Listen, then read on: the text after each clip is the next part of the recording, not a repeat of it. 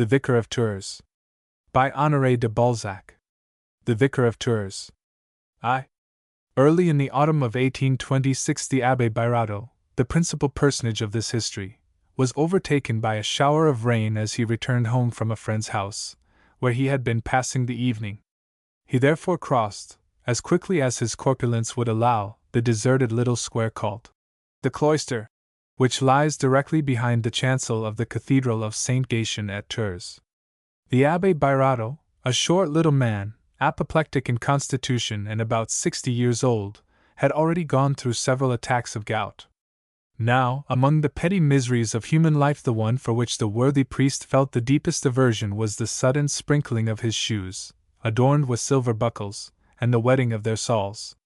Notwithstanding the woolen socks in which at all seasons he enveloped his feet with the extreme care that ecclesiastics take of themselves, he was apt at such times to get them a little damp, and the next day gout was sure to give him certain infallible proofs of constancy. Nevertheless, as the pavement of the cloister was likely to be dry, and as the Abbé had won 3 francs 10 sous in his rubber with Madame de Listomere, he bore the rain resignedly from the middle of the Place de l'Archevêché, where it began to come down in earnest. Besides, he was fondling his chimera, a desire already 12 years old, the desire of a priest, a desire formed anew every evening and now, apparently, very near accomplishment. In short, he had wrapped himself so completely in the fur cape of a canon that he did not feel the inclemency of the weather. During the evening, several of the company who habitually gathered at Madame de Listomere's had almost guaranteed to him his nomination to the office of canon, then vacant in the Metropolitan Chapter of Saint Gatien, assuring him that no one deserved such promotion as he, whose rights, long overlooked, were indisputable. If he had lost the rubber, if he had heard that his rival, the Abbé Poirel, was named canon, the worthy man would have thought the rain extremely chilling. He might even have thought ill of life. But it so chanced that he was in one of those rare moments when happy inward sensations make a man oblivious of discomfort. In hastening his steps he obeyed a more mechanical impulse, and truth, so essential in a history of manners and morals, compels us to say that he was thinking of either rain nor gout. In former days there was in the cloister, on the side towards the Grand Rue, a cluster of houses forming a close and belonging to the cathedral, where several of the dignitaries of the chapter lived. After the confiscation of ecclesiastical property, the town had turned the passage through this close into a narrow street, called the Rue de la Salette, by which pedestrians passed from the cloister to the Grand Rue. The name of this street proves clearly enough that the precentor and his pupils and those connected with the choir formerly lived there. The other side, the left side, of the street is occupied by a single house, the walls of which are overshadowed by the buttresses of Saint Gatien, which have their base in the narrow little garden of the house, leaving it doubtful whether the cathedral was built before or after this venerable dwelling. An archaeologist examining the arabesques, the shape of the windows, the arch of the door, the whole exterior of the house, now mellow with age, would see at once that it had always been a part of the magnificent edifice with which it is blended. An antiquary, had there been one at Tours, one of the least literary towns in all France, would even discover, where the narrow street enters the cloister, several vestiges of an old arcade, which formerly made a portico to these ecclesiastical dwellings, and was, no doubt, harmonious in style with the general character of the architecture. The house of which we speak, standing on the north side of the cathedral, was always in the shadow thrown by that vast edifice, on which time had cast its dingy mantle, marked its furrows, and shed its chill humidity, its lichen, mosses, and rank herbs. The darkened dwelling was wrapped in silence, broken only by the bells, by the chanting of the offices heard through the windows of the church, by the call of the jackdaws nesting in the belfries. The region is a desert of stones, a solitude with a character of its own, an arid spot, which could only be inhabited by beings who had either attained to absolute nullity, or were gifted with some abnormal strength of soul. The house in question had always been occupied by abbés, and it belonged to an old maid named Mademoiselle Gamard.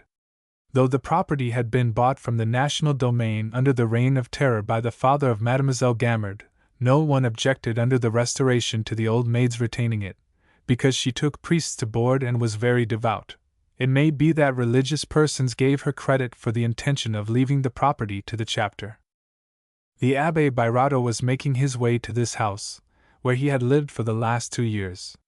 His apartment had been, as was now the canonry, an object of envy and his hoc erat in votis for a dozen years. To be Mademoiselle Gamard's boarder and to become a canon were the 2 great desires of his life. In fact, they do present accurately the ambition of a priest, who, considering himself on the high road to eternity, can wish for nothing in this world but good lodging, good food, clean garments, shoes with silver buckles, a sufficiency of things for the needs of the animal, and a canonry to satisfy self-love. That inexpressible sentiment which follows us, they say, into the presence of God, for there are grades among the saints. But the covetous desire for the apartment which the Abbé Birato was now inhabiting, a very harmless desire in the eyes of worldly people, had been to the Abbé nothing less than a passion full of obstacles, and like more guilty passions, full of hopes, pleasures, and remorse. The interior arrangements of the house did not allow Mademoiselle Gamard to take more than 2 lodgers. Now, for about 12 years before the day when Birato went to live with her, she had undertaken to keep in health and contentment 2 priests, namely, Monsieur l'Abbé Troubert and Monsieur l'Abbé Chapelaud. The Abbé Troubert still lived. The Abbé Chapelaud was dead, and Birato had stepped into his place. The late Abbé Chapelaud, in life a canon of Saint Gatien, had been an intimate friend of the Abbé Birato. Every time that the latter paid a visit to the canon he had constantly admired the apartment, the furniture, and the library. Out of this admiration grew the desire to possess these beautiful things. It had been impossible for the Abbé Birato to stifle this desire, though it often made him suffer terribly when he reflected that the death of his best friend could alone satisfy his secret covetousness, which increased as time went on. The Abbé Chapelaud and his friend Birato were not rich. Both were sons of peasants, and their slender savings had been spent in the mere costs of living during the disastrous years of the Revolution. When Napoleon restored the Catholic worship, the Abbé Chapelaud was appointed canon of the cathedral and Birato was made vicar of it. Chapelaud then went to board with Mademoiselle Gamard. When Birato first came to visit his friend, he thought the arrangement of the rooms excellent, but he noticed nothing more. The outset of this concupiscence of chattels was very like that of a true passion, which often begins, in a young man, with cold admiration for a woman whom he ends in loving forever. The apartment, reached by a stone staircase, was on the side of the house that faced south. The Abbé Troubert occupied the ground floor, and Mademoiselle Gamard the first floor of the main building, looking on the street. When Chapelaud took possession of his rooms they were bare of furniture, and the ceilings were blackened with smoke. The stone mantelpieces, which were very badly cut, had never been painted. At first, the only furniture the poor canon could put in was a bed, a table, a few chairs, and the books he possessed. The apartment was like a beautiful woman in rags. But 2 or 3 years later, an old lady having left the Abbé Chapelaud 2,000 francs, he spent that sum on the purchase of an oak bookcase, the relic of a chateau pulled down by the Bain Noir, the carving of which deserved the admiration of all artists. The Abbé made the purchase less because it was very cheap than because the dimensions of the bookcase exactly fitted the space it was to fill in his gallery. His savings enabled him to renovate the whole gallery, which up to this time had been neglected and shabby. The floor was carefully waxed, the ceiling whitened, the woodwork painted to resemble the grain and knots of oak. A long table in ebony and 2 cabinets by Buhl completed the decoration, and gave to this gallery a certain air that was full of character. In the course of 2 years the liberality of devout persons, and legacies, though small ones, from pious penitents, filled the shelves of the bookcase, till then half empty. Moreover, Chapelaud's uncle, an old Oratorian, had left him his collection in folio of the Fathers of the Church, and several other important works that were precious to a priest. Birato, more and more surprised by the successive improvements of the gallery, once so bare, came by degrees to a condition of involuntary envy. He wished he could possess that apartment, so thoroughly in keeping with the gravity of ecclesiastical life. The passion increased from day to day. Working, sometimes for days together, in this retreat, the vicar could appreciate the silence and the peace that reigned there. During the following year, the Abbé Chapelaud turned a small room into an oratory, which his pious friends took pleasure in beautifying. Still later, another lady gave the canon a set of furniture for his bedroom, the covering of which she had embroidered under the eyes of the worthy man without his ever suspecting its destination. The bedroom then had the same effect upon the vicar that the gallery had long had. It dazzled him. Lastly, about 3 years before the Abbé Chapelaud's death, he completed the comfort of his apartment by decorating the salon. Though the furniture was plainly covered in red Utrecht velvet, it fascinated Birato. From the day when the canon's friend first laid eyes on the red damask curtains, the mahogany furniture, the Aubusson carpet which adorned the vast room, then lately painted, his envy of Chapelaud's apartment became a monomania hidden within his breast. To live there, to sleep in that bed with the silk curtains where the canon slept, to have all Chapelaud's comforts about him, would be, Birato felt, complete happiness. He saw nothing beyond it. All the envy, all the ambition which the things of this world give birth to in the hearts of other men concentrated themselves for Birato in the deep and secret longing he felt for an apartment like that which the Abbé Chapelaud had created for himself. When his friend fell ill, he went to him out of true affection, but all the same, when he first heard of his illness, and when he sat by his bed to keep him company, there arose in the depths of his consciousness, in spite of himself, a crowd of thoughts, the simple formula of which was always, "If Chapelaud dies, I can have this apartment." And yet, Birato, having an excellent heart, contracted ideas, and a limited mind, he did not go so far as to think of means by which to make his friend bequeath to him the library and the furniture. The Abbé Chapelaud, an amiable, indulgent egoist, fathomed his friend's desires, not a difficult thing to do, and forgave them, which may seem less easy to a priest. But it must be remembered that the vicar, whose friendship was faithful, did not fail to take a daily walk with his friend along their usual path in the Mail de Tours, never once depriving him of an instant of the time devoted for over 20 years to that exercise. Birato, who regarded his secret wishes as crimes, would have been capable, out of contrition, of the utmost devotion to his friend. The latter paid his debt of gratitude for a friendship so ingenuously sincere by saying, a few days before his death, as the vicar sat by him reading the Quotidian, aloud, "This time you will certainly get the apartment. I feel it is all over with me now." Accordingly, it was found that the Abbé Chapelaud had left his library and all his furniture to his friend Birato. The possession of these things, so keenly desired, and the prospect of being taken to board by Mademoiselle Gamard, certainly did allay the grief which Birato felt at the death of his friend the canon. He might not have been willing to resuscitate him, but he mourned him. For several days he was like Gargantus, who, when his wife died in giving birth to Pantagruel, did not know whether to rejoice at the birth of a son or grieve at having buried his good Babette, and therefore cheated himself by rejoicing at the death of his wife, and deploring the advent of Pantagruel. The Abbé Birato spent the first days of his mourning in verifying the books in his library, in making use of his furniture, in examining the whole of his inheritance, saying in a tone which, unfortunately, was not noted at the time, "Poor Chapelaud!" His joy and his grief so completely absorbed him that he felt no pain when he found that the office of canon, in which the late Chapelaud had hoped his friend Birato might succeed him, was given to another. Mademoiselle Gamard having cheerfully agreed to take the vicar to board, the latter was thenceforth a participator in all those felicities of material comfort of which the deceased canon had been wont to boast. Incalculable they were.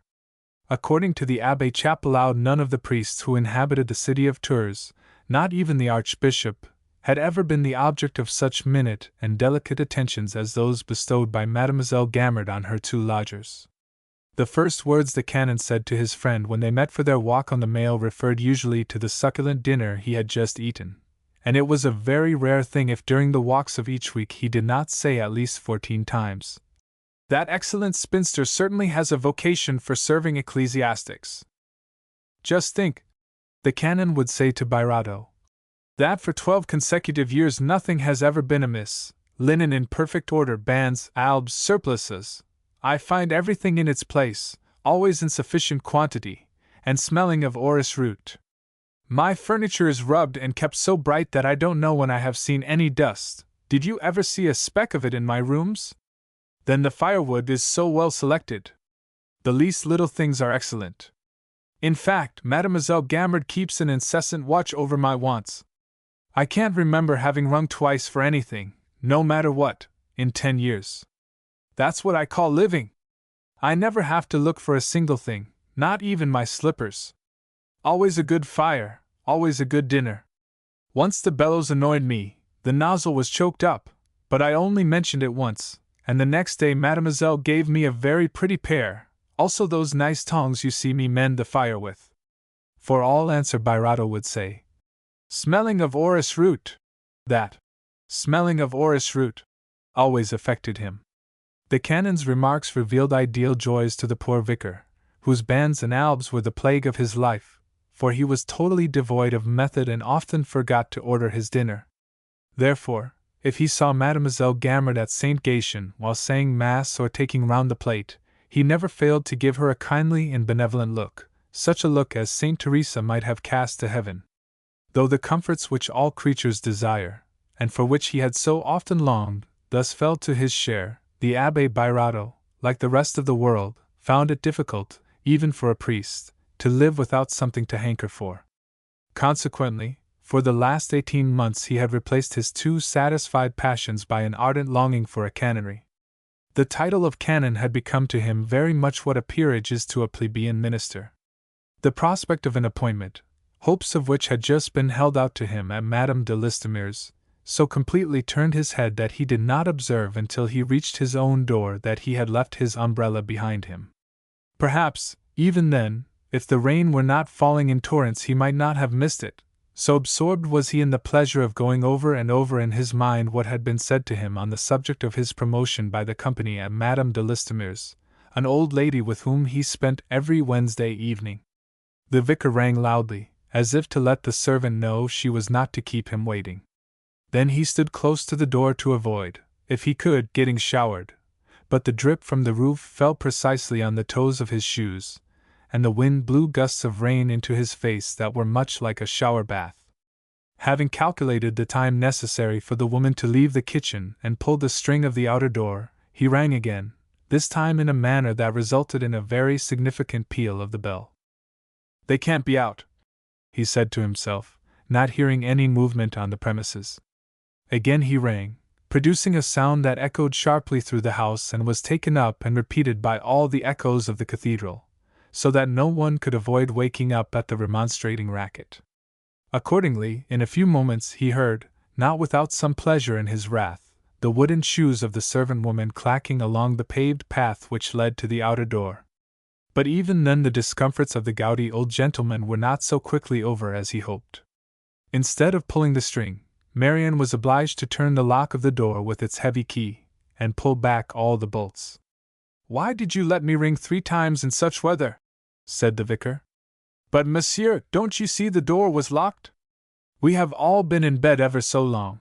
It struck 11:15 some time ago. Mademoiselle must have thought you were in. You saw me go out yourself.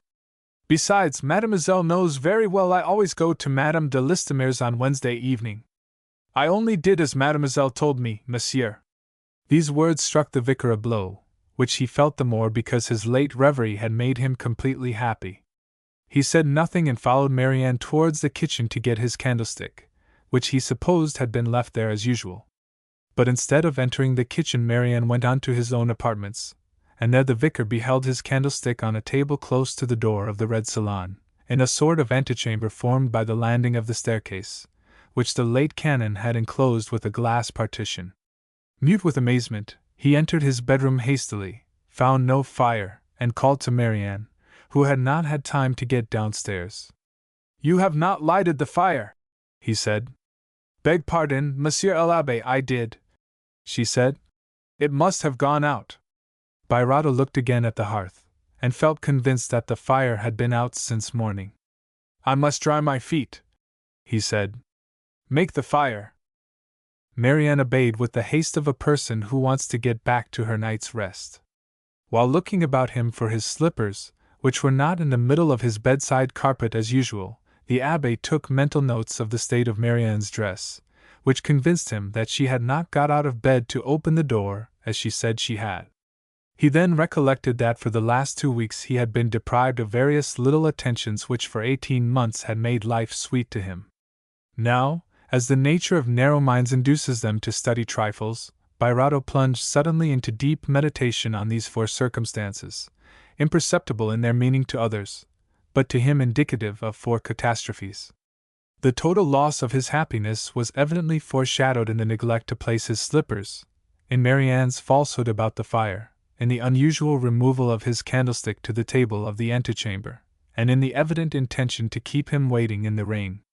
When the fire was burning on the hearth, and the lamp was lighted, and Marianne had departed without saying, as usual, "Does monsieur want anything more?" the Abbé Bairado let himself fall gently into the wide and handsome easy-chair of his late friend, but there was something mournful in the movement with which he dropped upon it. The good soul was crushed by a presentiment of coming calamity.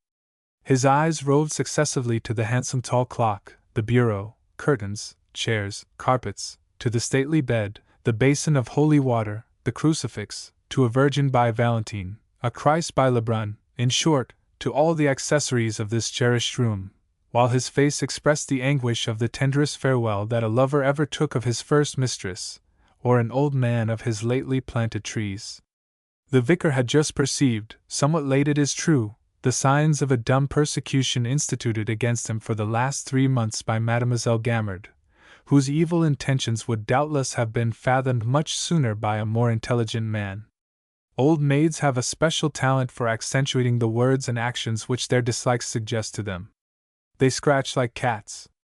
They not only wound but they take pleasure in wounding, and in making their victim see that he is wounded. A man of the world would never have allowed himself to be scratched twice.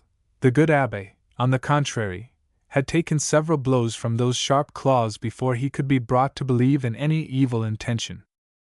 But when he did perceive it, he set to work, with the inquisitorial sagacity which priests acquire by directing consciences and burrowing into the nothings of the confessional, to establish, as though it were a matter of religious controversy, the following proposition.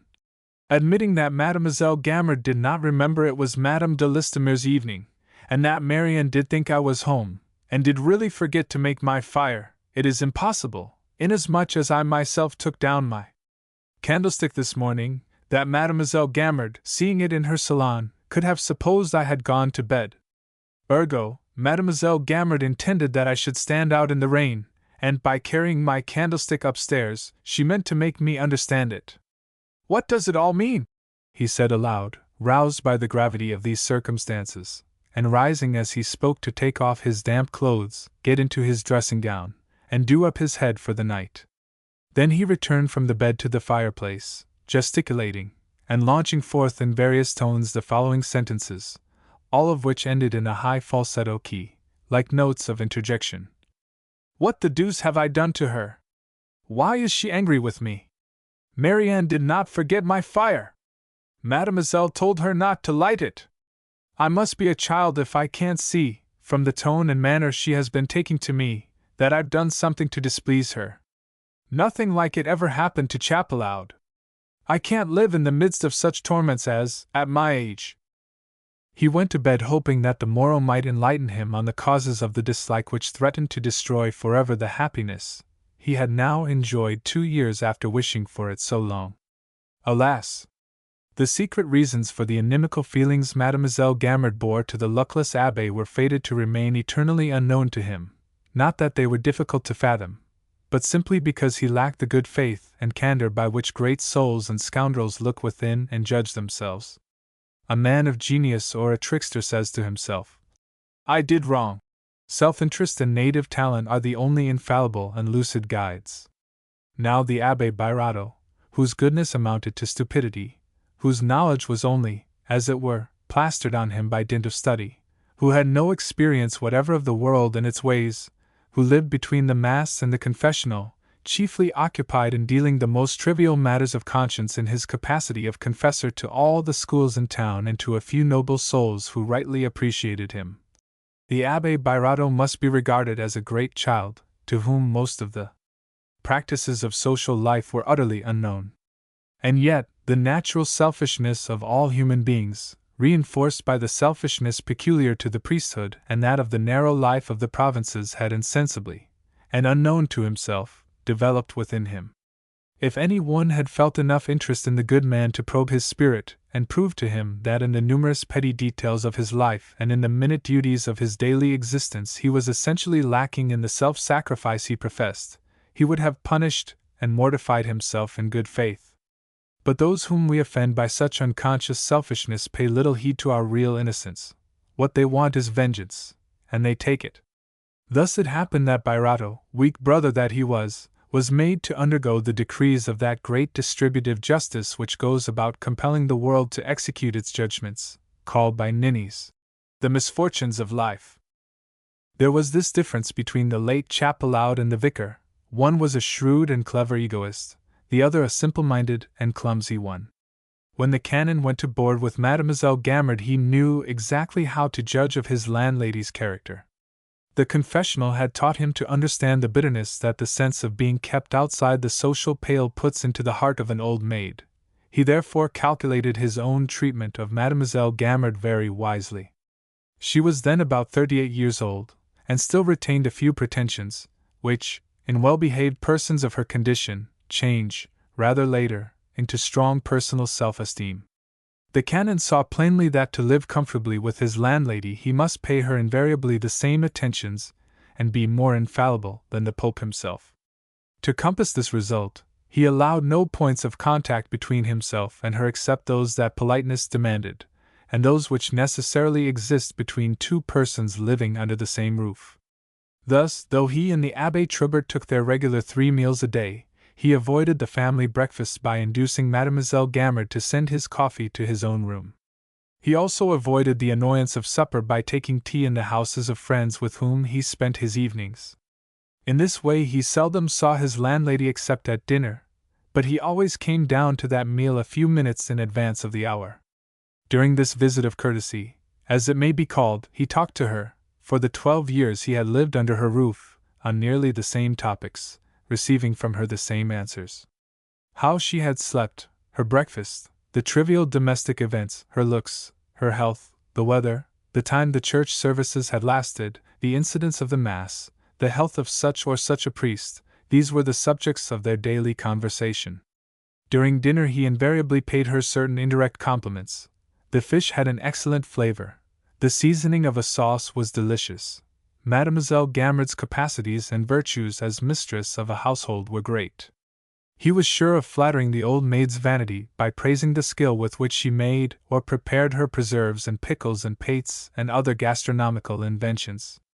To cap all, the wily canon never left his landlady's yellow salon after dinner without remarking that there was no house in Tours where he could get such good coffee as that he had just imbibed. Thanks to this thorough understanding of Mademoiselle Gamard's character, and to the science of existence which he had put in practice for the last 12 years, no matter of discussion on the internal arrangements of the household had ever come up between them. The Abbé Chapelaud had taken note of the spinster's angles, asperities, and crabbedness, and had so arranged his avoidance of her that he obtained without the least difficulty all the concessions that were necessary to the happiness and tranquillity of his life. The result was that Mademoiselle Gamard frequently remarked to her friends and acquaintances that the Abbé Chapelaud was a very amiable man, extremely easy to live with, and a fine mind. As to her other lodger, the Abbé Trubert, she said absolutely nothing about him. Completely involved in the round of her life, like a satellite in the orbit of a planet, Trubert was to her a sort of intermediary creature between the individuals of the human species and those of the canine species. He was classed in her heart next, but directly before, the place intended for friends, but now occupied by a fat and wheezy pug which she tenderly loved.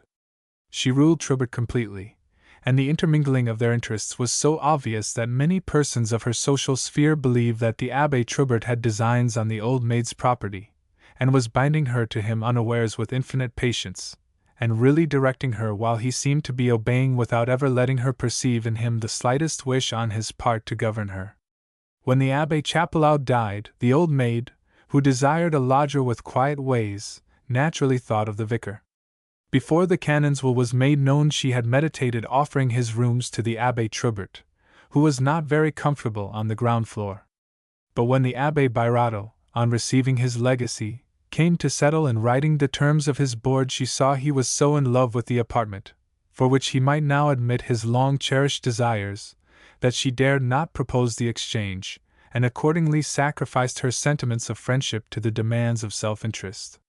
But in order to console her beloved canon, Mademoiselle took up the large white Chateau Renaud bricks that made the floors of his apartment, and replaced them by wooden floors laid in Point de Hongrie. She also rebuilt a smoky chimney. For 12 years the Abbé Birato had seen his friend Chapelaud in that house without ever giving a thought to the motive of the canon's extreme circumspection in his relations to Mademoiselle Gamard. When he came himself to live with that saintly woman, he was in the condition of a lover on the point of being made happy. Even if he had not been by nature purblind of intellect, his eyes were too dazzled by his new happiness to allow him to judge of the landlady, or to reflect on the limits which he ought to impose on their daily intercourse.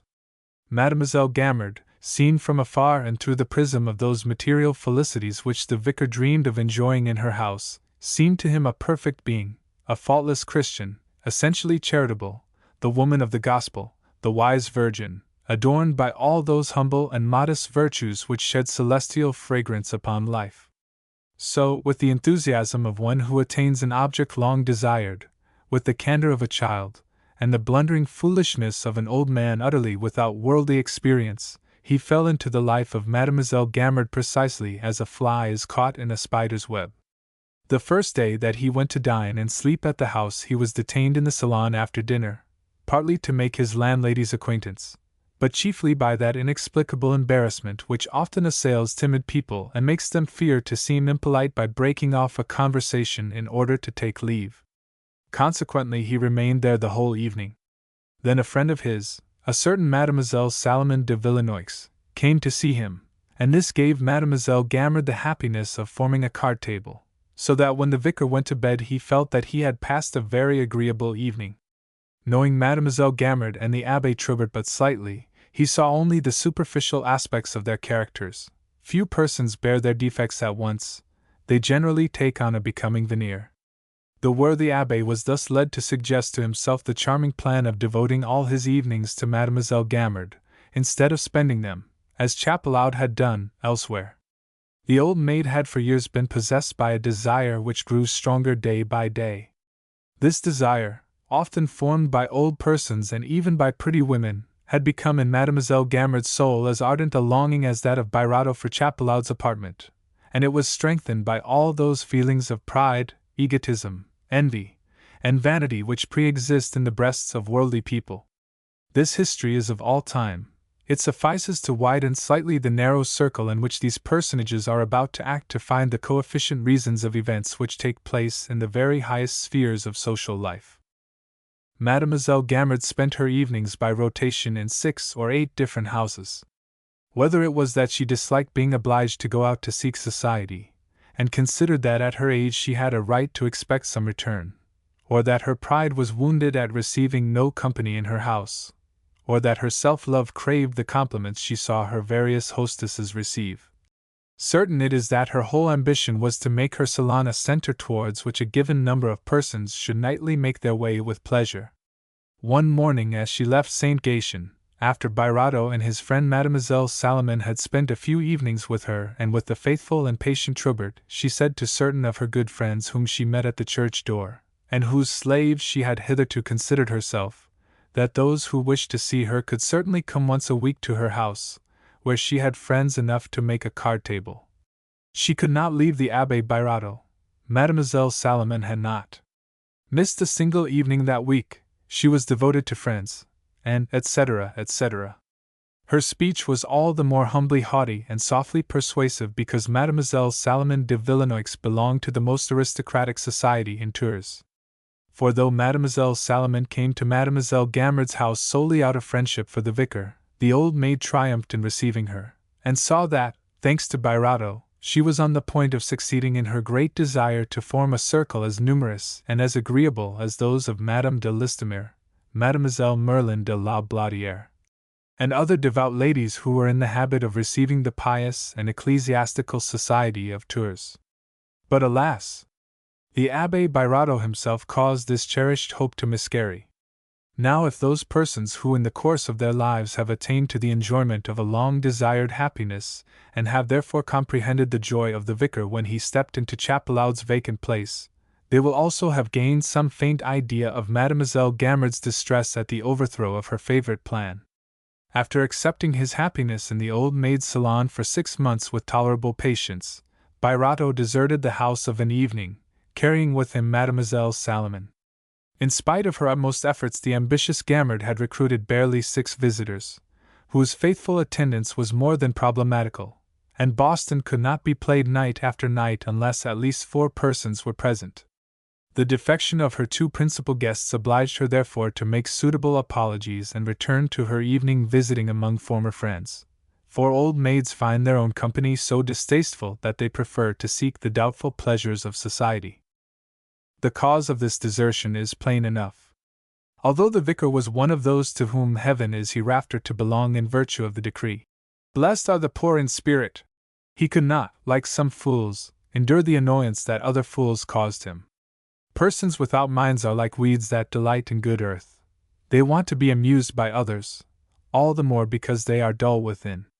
The incarnation of ennui to which they are victims, joined to the need they feel of getting a divorce from themselves, produces that passion for moving about, for being somewhere else than where they are, which distinguishes their species, and also that of all beings devoid of sensitiveness, and those who have missed their destiny, or who suffer by their own fault. Without really fathoming the vacuity and emptiness of Mademoiselle Gamard's mind, or stating to himself the pettiness of her ideas, the poor abbé perceived, unfortunately too late, the defects which she shared with all old maids, and those which were peculiar to herself. The bad points of others show out so strongly against the good that they usually strike our eyes before they wound us. This moral phenomenon might, at a pinch, be made to excuse the tendency we all have, more or less, to gossip. It is so natural, socially speaking, to laugh at the failings of others that we ought to forgive the ridicule our own absurdities excite, and be annoyed only by calumny. But in this instance the eyes of the good vicar never reached the optical range which enables men of the world to see and evade their neighbors' rough points. Before he could be brought to perceive the faults of his landlady, he was forced to undergo the warning which nature gives to all her creatures: pain. Old maids who have never yielded in their habits of life or in their characters to other lives and other characters, as the fate of woman exacts, have, as a general thing, a mania for making others give way to them. In Mademoiselle Gamard this sentiment had degenerated into despotism, but a despotism that could only exercise itself on little things. For instance, among 100 other examples, the basket of counters placed on the card table for the Abbé Birato was to stand exactly where she placed it, and the abbé annoyed her terribly by moving it, which he did nearly every evening. How is this sensitiveness stupidly spent on nothings to be accounted for? What is the object of it? No one could have told in this case. Mademoiselle Gamard herself knew no reason for it. The vicar, though a sheep by nature, did not like, any more than other sheep, to feel the crook too often, especially when it bristled with spikes. Not seeking to explain to himself the patience of the Abbé Trubert, Birato simply withdrew from the happiness which Mademoiselle Gamard believed that she seasoned to his liking, for she regarded happiness as a thing to be made, like her preserves. But the luckless abbé made the break in a clumsy way, the natural way of his own naive character, and it was not carried out without much nagging and sharpshooting, which the Abbé Birato endeavored to bear as if he did not feel them. By the end of the first year of his sojourn under Mademoiselle Gamard's roof, the vicar had resumed his former habits, spending 2 evenings a week with Madame de Listomere, 3 with Mademoiselle Salomon, and the other 2 with Mademoiselle Merlin de la Bladière. These ladies belonged to the aristocratic circles of Turanian society, to which Mademoiselle Gamard was not admitted. Therefore the abbé's abandonment was the more insulting, because it made her feel her want of social value. All choice implies contempt for the thing rejected. "Monsieur Birato does not find us agreeable enough," said the Abbé Trubert to Mademoiselle Gamard's friends when she was forced to tell them that her evenings must be given up. "He is a man of the world, and a good liver. He wants fashion, luxury, witty conversation, and the scandals of the town. These words of course obliged Mademoiselle Gamard to defend herself at Bairato's expense. He is not much a man of the world, she said. If it had not been for the Abbé Chapelaud, he would never have been received at Madame de Listomere's. Oh, what didn't I lose in losing the Abbé Chapelaud! Such an amiable man, and so easy to live with! In 12 whole years I never had the slightest difficulty or disagreement with him. Presented thus, the innocent abbé was considered by this bourgeois society, which secretly hated the aristocratic society, as a man essentially exacting and hard to get along with. For a week Mademoiselle Gamard enjoyed the pleasure of being pitied by friends who, without really thinking one word of what they said, kept repeating to her, "How could he have turned against you, so kind and gentle as you are?" Or, "Console yourself, dear Mademoiselle Gamard, you are so well known that," etc. Nevertheless, these friends, enchanted to escape one evening a week in the cloister, the darkest, dreariest, and most out-of-the-way corner in Tours, blessed the poor vicar in their hearts. Between persons who are perpetually in each other's company, dislike or love increases daily. Every moment brings reasons to love or hate each other more and more. The Abbé Bairato soon became intolerable to Mademoiselle Gamard. 18 months after she had taken him to board, and at the moment when the worthy man was mistaking the silence of hatred for the peacefulness of content, and applauding himself for having, as he said, managed matters so well with the old maid, he was really the object of an underhand persecution and a vengeance deliberately planned. The foremarked circumstances of the locked door, the forgotten slippers, the lack of fire, and the removal of the candlestick, were the first signs that revealed to him a terrible enmity, the final consequences of which were destined not to strike him until the time came when they were irreparable. As he went to bed, the worthy vicar worked his brains, quite uselessly, for he was soon at the end of them, to explain to himself the extraordinarily discourteous conduct of Mademoiselle Gamard. The fact was that, having all along acted logically in obeying the natural laws of his own egotism, it was impossible that he should now perceive his own faults towards his landlady. Though the great things of life are simple to understand and easy to express, the littlenesses require a vast number of details to explain them. The foregoing events, which may be called a sort of prologue to this bourgeois drama, in which we shall find passions as violent as those excited by great interests, required this long introduction, and it would have been difficult for any faithful historian to shorten the account of these minute developments. 2. The next morning, on awaking, Bairato thought so much of his prospective canonry that he forgot the forced circumstances in which he had seen, the night before, such threatening prognostics of a future full of misery. The vicar was not a man to get up without a fire. He rang to let Marianne know that he was awake and that she must come to him. Then he remained, as his habit was, absorbed in somnolent musings. The servant's custom was to make the fire and gently draw him from his half-sleep by the murmured sound of her movements, a sort of music which he loved. 20 minutes passed and Marianne had not appeared. The vicar, now half a canon, was about to ring again, when he let go the bell-pull, hearing a man's step on the staircase. In a minute more the Abbé Troubert, after discreetly knocking at the door, obeyed Bairato's invitation and entered the room. This visit, which the two abbés usually paid each other once a month, was no surprise to the vicar. The canon at once exclaimed when he saw that Marianne had not made the fire of his quasi-colleague. He opened the window and called to her harshly, telling her to come at once to the abbé. Then, turning round to his ecclesiastical brother, he said, "If Mademoiselle knew that you had no fire, she would scold Marianne." After this speech he inquired about Bairato's health, and asked in a gentle voice if he had had any recent news that gave him hopes of his canonry. The vicar explained the steps he had taken, and told, naively, the names of the persons with whom Madame de Listomere was using her influence, quite unaware that Troubert had never forgiven that lady for not admitting him, the Abbé Troubert, twice proposed by the bishop as vicar general, to her house. It would be impossible to find two figures which presented so many contrasts to each other as those of the two abbés. Troubert, tall and lean, was yellow and bilious, while the vicar was what we call, familiarly, plump. Bairato's face, round and ruddy, proclaimed a kindly nature barren of ideas, while that of the Abbé Troubert, long and ploughed by many wrinkles, took on at times an expression of sarcasm, or else of contempt, but it was necessary to watch him very closely before those sentiments could be detected. The canon's habitual condition was perfect calmness, and his eyelids were usually lowered over his orange-colored eyes, which could, however, give clear and piercing glances when he liked. Reddish hair added to the gloomy effect of this countenance, which was always obscured by the veil which deep meditation drew across its features.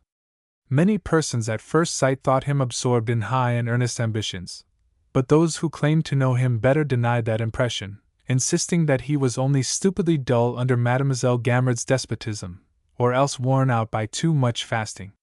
He seldom spoke, and never laughed. When it did so happen that he felt agreeably moved, a feeble smile would flicker on his lips and lose itself in the wrinkles of his face. Birato, on the other hand, was all expansion, all frankness. He loved good things and was amused by trifles with the simplicity of a man who knew no spite or malice. The Abbé Troubert roused, at first sight, an involuntary feeling of fear, while the vicar's presence brought a kindly smile to the lips of all who looked at him. When the tall canon marched with solemn step through the naves and cloisters of St. Gatian, his head bowed, his eye stern, respect followed him. That bent face was in harmony with the yellowing arches of the cathedral. The folds of his cassock fell in monumental lines that were worthy of statuary. The good vicar, on the contrary, perambulated about with no gravity at all. He trotted and ambled and seemed at times to roll himself along. But with all this there was one point of resemblance between the two men. For, precisely as Troubert's ambitious air, which made him feared, had contributed probably to keep him down to the insignificant position of a mere canon, so the character and ways of Birato marked him out as perpetually the vicar of the cathedral and nothing higher. Yet the Abbé Troubert, now 50 years of age, had entirely removed, partly by the circumspection of his conduct and the apparent lack of all ambitions, and partly by his saintly life, the fears which his suspected ability and his powerful presence had roused in the minds of his superiors. His health having seriously failed him during the last year, it seemed probable that he would soon be raised to the office of Vicar General of the Archbishopric. His competitors themselves desired the appointment, so that their own plans might have time to mature during the few remaining days which a malady, now become chronic, might allow him. Far from offering the same hopes to rivals, Birato's triple chin showed to all who wanted his coveted canonry an evidence of the soundest health. Even his gout seemed to them, in accordance with the proverb, an assurance of longevity. The Abbé Chapelaud, a man of great good sense, whose amiability had made the leaders of the diocese and the members of the best society in Tours seek his company, had steadily opposed, though secretly and with much judgment, the elevation of the Abbé Troubert. He had even adroitly managed to prevent his access to the salons of the best society. Nevertheless, during Chapelaud's lifetime Troubert treated him invariably with great respect, and showed him on all occasions the utmost deference. This constant submission did not, however, change the opinion of the late canon, who said to Birato during the last walk they took together, "Distrust that lean stick of a Troubert, Sixtus V reduced to the limits of a bishopric." Such was the friend, the abiding guest of Mademoiselle Gamard, who now came, the morning after the old maid had, as it were, declared war against the poor vicar, to pay his brother a visit and show him marks of friendship. "You must excuse Marianne," said the canon, as the woman entered. "I suppose she went first to my rooms. They are very damp, and I coughed all night. You are most healthily situated here," he added, looking up at the cornice. "Yes, I am lodged like a canon," replied Birato. "And I like a vicar," said the other, humbly. "But you will soon be settled in the Archbishop's palace," said the kindly vicar, who wanted everybody to be happy. "Yes, or in the cemetery, but God's will be done!" And Troubert raised his eyes to heaven resignedly. "I came," he said, "to ask you to lend me the Register of Bishops. You are the only man in Tours I know who has a copy." "Take it out of my library," replied Birato, reminded by the canon's words of the greatest happiness of his life. The canon passed into the library and stayed there while the vicar dressed. Presently the breakfast bell rang, and the gouty vicar reflected that if it had not been for Trubert's visit he would have had no fire to dress by. "He's a kind man," thought he. The two priests went downstairs together, each armed with a huge folio which they laid on one of the side tables in the dining room. "What's all that?" asked Mademoiselle Gamard, in a sharp voice, addressing Birato. "I hope you are not going to litter up my dining room with your old books." "They are books I wanted," replied the Abbé Trubert. "Monsieur Birato has been kind enough to lend them to me." "I might have guessed it," she said, with a contemptuous smile. "Monsieur Birato doesn't often read books of that size." "How are you, mademoiselle?" said the vicar, in a mellifluous voice. "Not very well," she replied shortly. "You woke me up last night out of my first sleep, and I was wakeful for the rest of the night." Then, sitting down, she added, "Gentlemen, the milk is getting cold." Stupefied at being so ill-naturedly received by his landlady, from whom he half expected an apology, and yet alarmed, like all timid people at the prospect of a discussion, especially if it relates to themselves, the poor vicar took his seat in silence.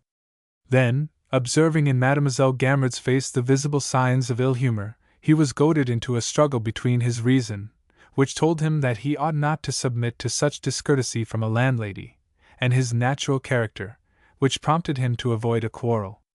Torn by this inward misery, Birato fell to examining attentively the broad green lines painted on the oilcloth which, from custom immemorial, Mademoiselle Gamard left on the table at breakfast time, without regard to the ragged edges or the various scars displayed on its surface.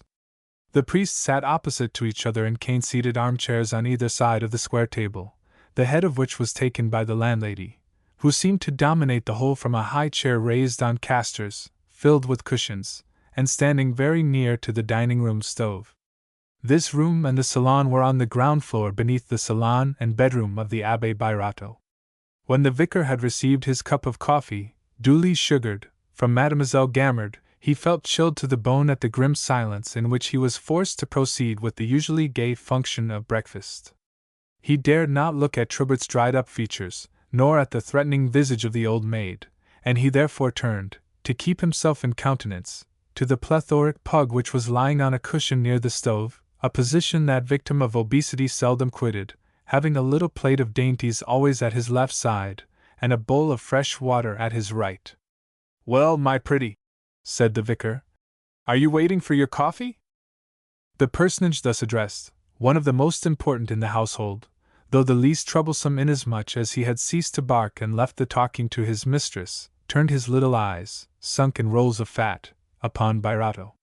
Then he closed them peevishly.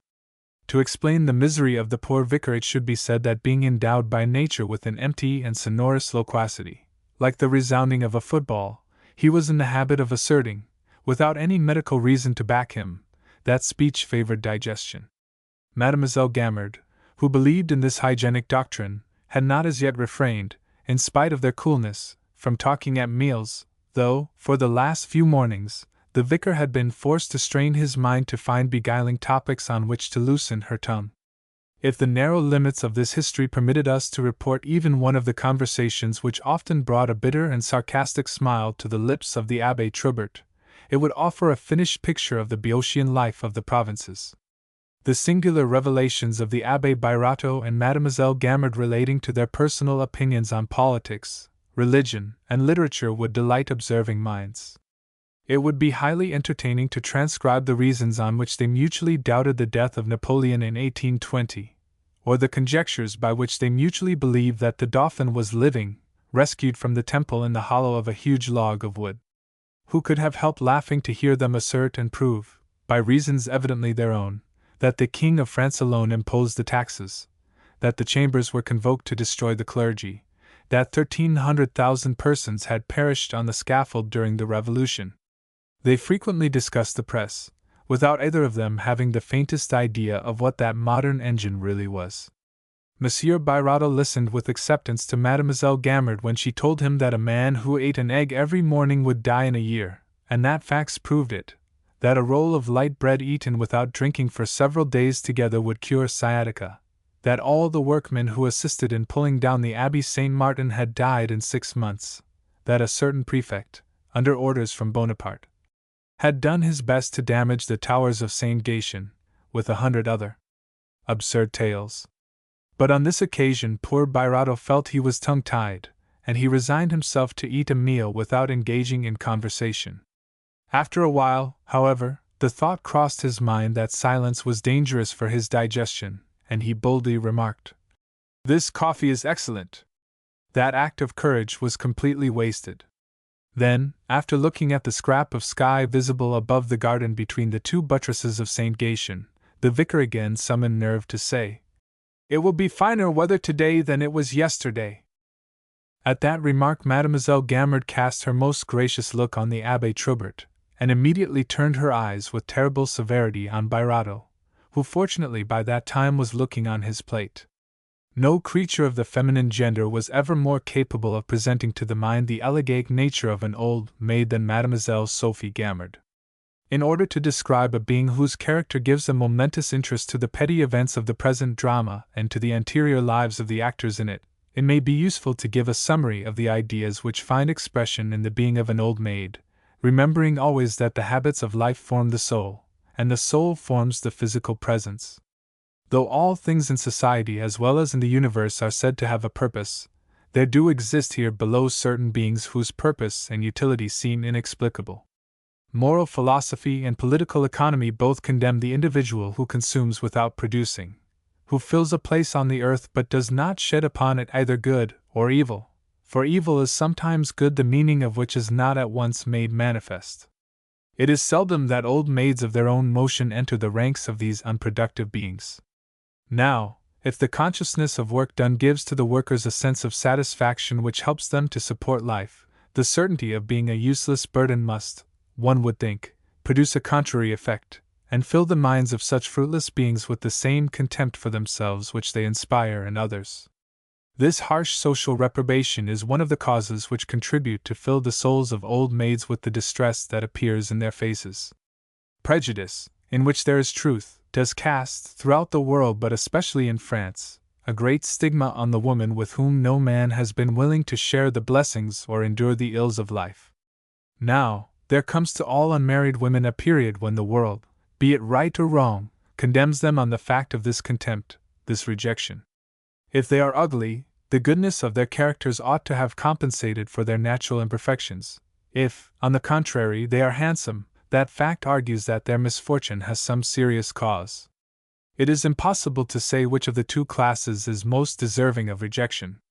If, on the other hand, their celibacy is deliberate, if it proceeds from a desire for independence, neither men nor mothers will forgive their disloyalty to womanly devotion, evidenced in their refusal to feed those passions which render their sex so affecting. To renounce the pangs of womanhood is to abjure its poetry and cease to merit the consolations to which mothers have inalienable rights. Moreover, the generous sentiments, the exquisite qualities of a woman will not develop unless by constant exercise. By remaining unmarried, a creature of the female sex becomes void of meaning, selfish and cold, she creates repulsion. This implacable judgment of the world is unfortunately too just to leave old maids in ignorance of its causes. Such ideas shoot up in their hearts as naturally as the effects of their saddened lives appear upon their features. Consequently they wither, because the constant expression of happiness which blooms on the faces of other women, and gives so soft a grace to their movements, has never existed for them. They grow sharp and peevish because all human beings who miss their vocation are unhappy. They suffer, and suffering gives birth to the bitterness of ill will. In fact, before an old maid blames herself for her isolation, she blames others, and there is but one step between reproach and the desire for revenge. But more than this, the ill grace and want of charm noticeable in these women are the necessary result of their lives. Never having felt a desire to please, elegance and the refinements of good taste are foreign to them. They see only themselves in themselves. This instinct brings them, unconsciously, to choose the things that are most convenient to themselves, at the sacrifice of those which might be more agreeable to others.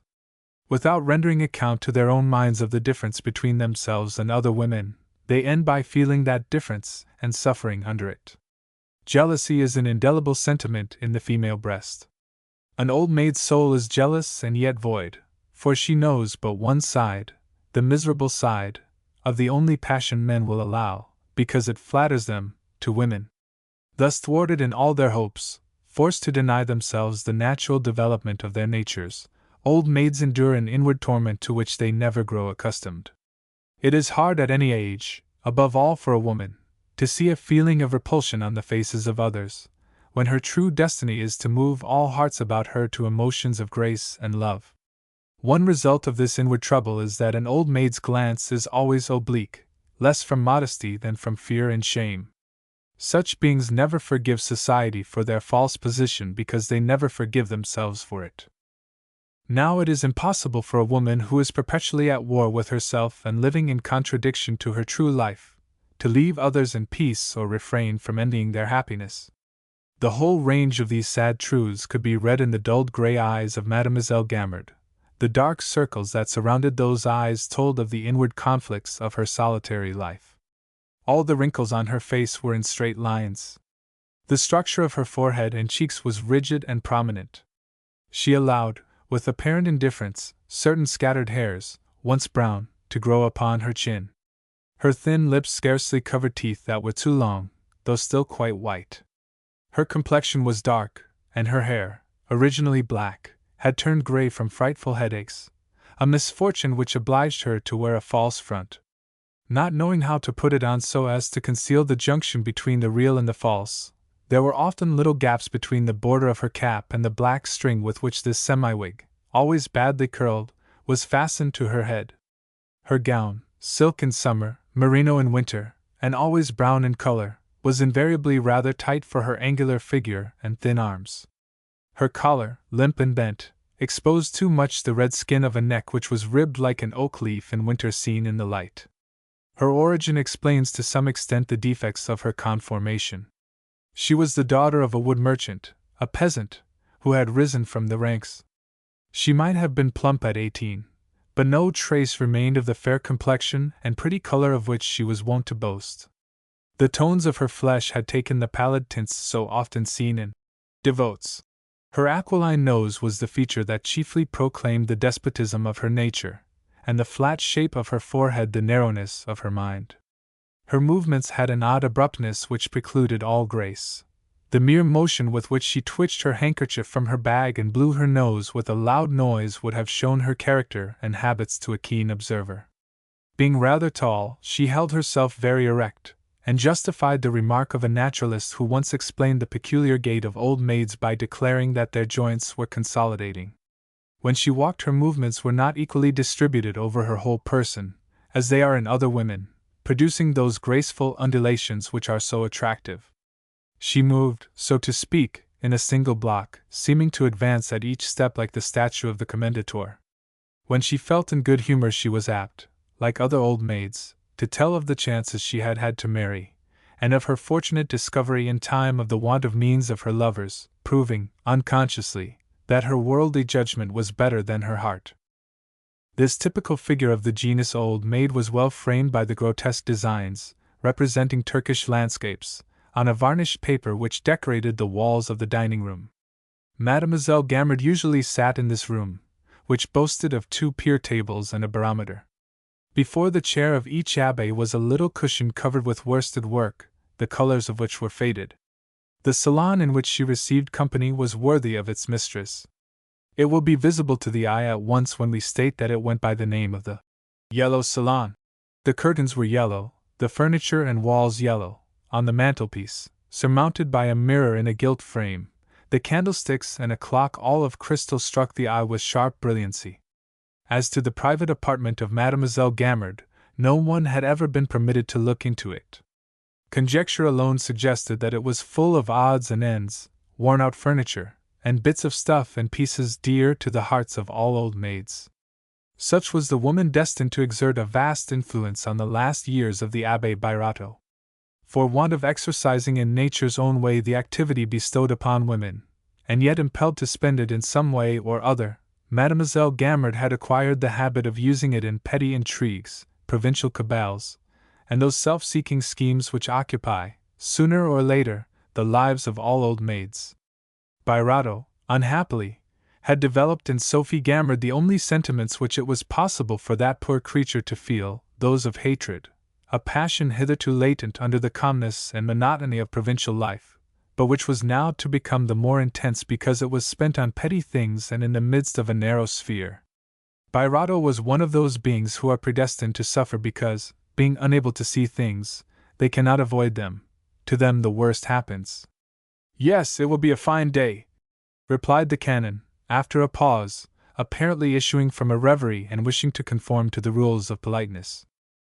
Birato, frightened at the length of time which had elapsed between the question and the answer, for he had, for the first time in his life, taken his coffee without uttering a word, now left the dining room where his heart was squeezed as if in a vice. Feeling that the coffee lay heavy on his stomach, he went to walk in a sad mood among the narrow, box-edged garden paths which outlined a star in the little garden. As he turned after making the first round, he saw Mademoiselle Gamard and the Abbé Troubert standing stock-still and silent on the threshold of the door, he with his arms folded and motionless like a statue on a tomb, she leaning against the blind door. Both seemed to be gazing at him and counting his steps. Nothing is so embarrassing to a creature naturally timid as to feel itself the object of a close examination, and if that is made by the eyes of hatred, the sort of suffering it causes is changed into intolerable martyrdom. Presently Birato fancied he was preventing Mademoiselle Gamard and the Abbé from walking in the narrow path. That idea, inspired equally by fear and kindness, became so strong that he left the garden and went to the church, thinking no longer of his canonry, so absorbed was he by the disheartening tyranny of the old maid. Luckily for him he happened to find much to do at St. Gatien, several funerals, a marriage, and 2 baptisms. Thus employed he forgot his griefs. When his stomach told him that dinner was ready he drew out his watch and saw, not without alarm, that it was some minutes after 4. Being well aware of Mademoiselle Gamard's punctuality, he hurried back to the house. He saw at once on passing the kitchen door that the first course had been removed.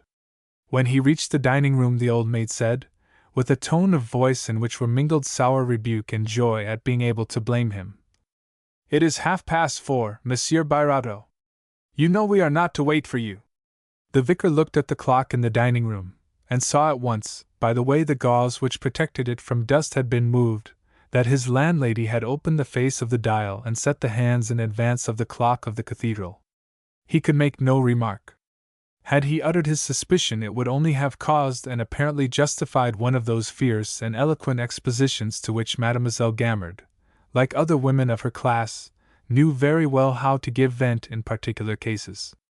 The 1,001 annoyances which a servant will sometimes make her master bear, or a woman her husband, were instinctively divined by Mademoiselle Gamard and used upon Birato. The way in which she delighted in plotting against the poor vicar's domestic comfort bore all the marks of what we must call a profoundly malignant genius. Yet she so managed that she was never, so far as I could see, in the wrong. 3. 8 days after the date on which this history began, the new arrangements of the household and the relations which grew up between the Abbé Birato and Mademoiselle Gamard revealed to the former the existence of a plot which had been hatching for the last 6 months. As long as the old maid exercised her vengeance in an underhand way, and the vicar was able to shut his eyes to it, and refuse to believe in her malevolent intentions, the moral effect upon him was slight. But since the affair of the candlestick and the altered clock, Birato would doubt no longer that he was under an eye of hatred turned fully upon him. From that moment he fell into despair, seeing everywhere the skinny, claw-like fingers of Mademoiselle Gamard ready to hook into his heart. The old maid, happy in a sentiment as fruitful of emotions as that of vengeance, enjoyed circling and swooping above the vicar as a bird of prey hovers and swoops above a field mouse before pouncing down upon it and devouring it. She had long since laid a plan which the poor dumbfounded priest was quite incapable of imagining, and which she now proceeded to unfold with that genius for little things often shown by solitary persons, whose souls, incapable of feeling the grandeur of true piety, fling themselves into the details of outward devotion. The petty nature of his troubles prevented Birato, always effusive and liking to be pitied and consoled, from enjoying the soothing pleasure of taking his friends into his confidence, a last but cruel aggravation of his misery. The little amount of tact which he derived from his timidity made him fear to seem ridiculous in concerning himself with such pettiness. And yet those petty things made up the sum of his existence, that cherished existence, full of busyness about nothings, and of nothingness in its business, a colorless barren life in which strong feelings were misfortunes, and the absence of emotion happiness.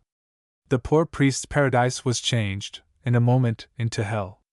His sufferings became intolerable. The terror he felt at the prospect of a discussion with Mademoiselle Gamard increased day by day. The secret distress which blighted his life began to injure his health. One morning, as he put on his mottled blue stockings, he noticed a marked diminution in the circumference of his calves.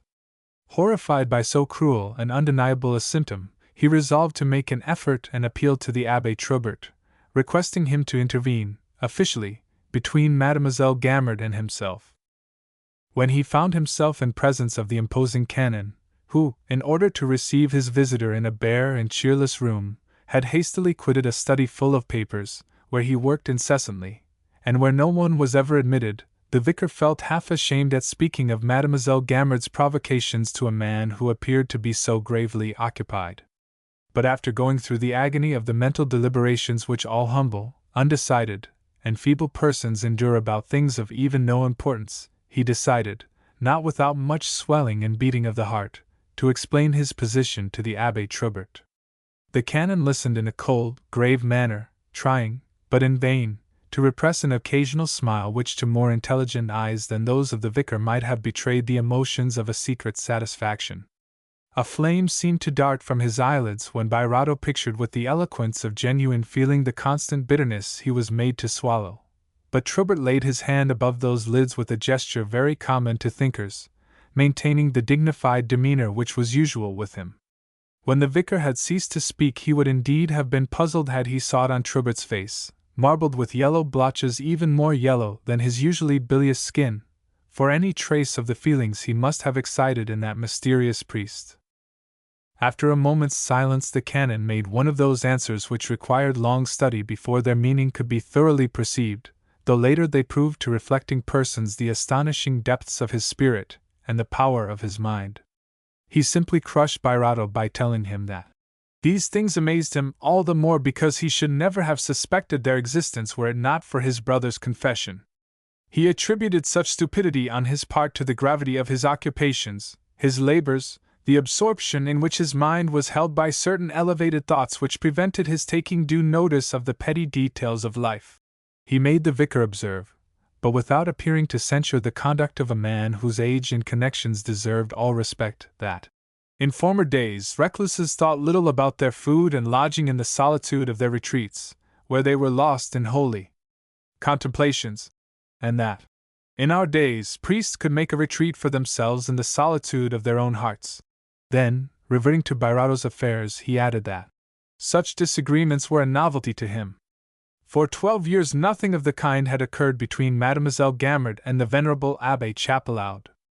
As for himself, he might, no doubt, be an arbitrator between the vicar and their landlady, because his friendship for that person had never gone beyond the limits imposed by the Church on her faithful servants.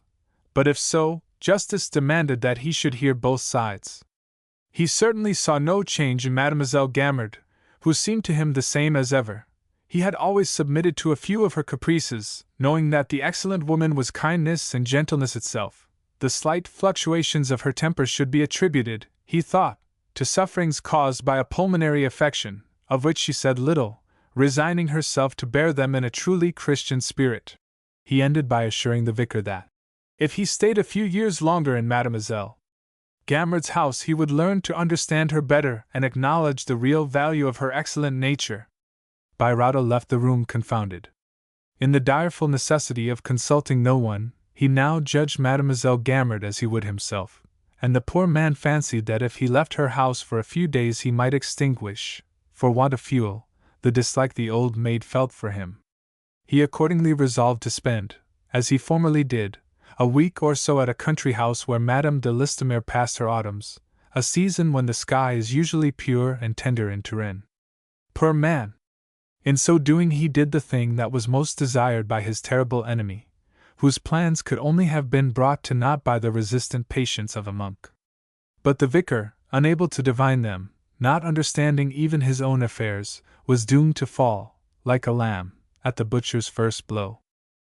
Madame de Listomere's country place, situated on the embankment which lies between Tours and the heights of St. George, with a southern exposure and surrounded by rocks, combined the charms of the country with the pleasures of the town. It took but 10 minutes from the bridge of Tours to reach the house, which was called the Alouette, a great advantage in a region where no one will put himself out for anything whatsoever, not even to seek a pleasure. The Abbé Birato had been about 10 days at the Alouette, when one morning while he was breakfasting, the porter came to say that Monsieur Caron desired to speak with him. Monsieur Caron was Mademoiselle Gamard's labour, and had charge of her affairs. Birato, not remembering this, and unable to think of any matter of litigation between himself and others, left the table to see the lawyer in a stage of great agitation. He found him modestly seated on the balustrade of a terrace. "Your intention of ceasing to reside in Mademoiselle Gamard's house being made evident," began the man of business. Monsieur," cried the Abbé Birato, interrupting him. "I have not the slightest intention of leaving it." "Nevertheless, monsieur," replied the lawyer, "you must have had some agreement in the matter with Mademoiselle, for she has sent me to ask how long you intend to remain in the country. The event of a long absence was not foreseen in the agreement, and may lead to a contest. Now, Mademoiselle Gamard, understanding that you're bored—" "Monsieur," said Birato, amazed, and again interrupting the lawyer, "I did not suppose it necessary to employ, as it were, legal means to—" "Mademoiselle Gamard, who is anxious to avoid all dispute," said Monsieur Caron, "has sent me to come to an understanding with you." "Well, if you will have the goodness to return tomorrow," said the Abbé, "I shall then have taken advice in the matter." The quill driver withdrew. The poor vicar, frightened at the persistence with which Mademoiselle Gamard pursued him, returned to the dining room with his face so convulsed that everybody cried out when they saw him. "What is the matter, Monsieur Birato?" The Abbé, in despair, sat down without a word, so crushed was he by the vague presence of approaching disaster. But after breakfast, when his friends gathered round him before a comfortable fire, Birato naively related the history of his troubles. His hearers, who were beginning to weary of the monotony of a country house, were keenly interested in a plot so thoroughly in keeping with the life of the provinces. They all took sides with the Abbé against the old maid. "Don't you see, my dear friend," said Madame de Listomere, "that the Abbé Troubert wants your apartment?"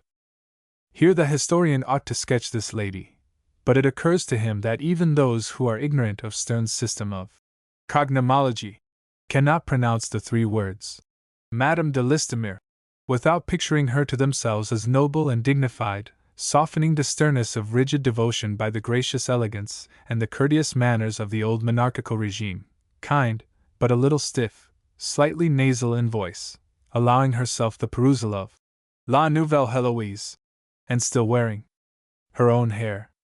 "The Abbé Birato must not yield to that old vixen," cried Monsieur de Listomere, a lieutenant in the navy who was spending a furlough with his aunt.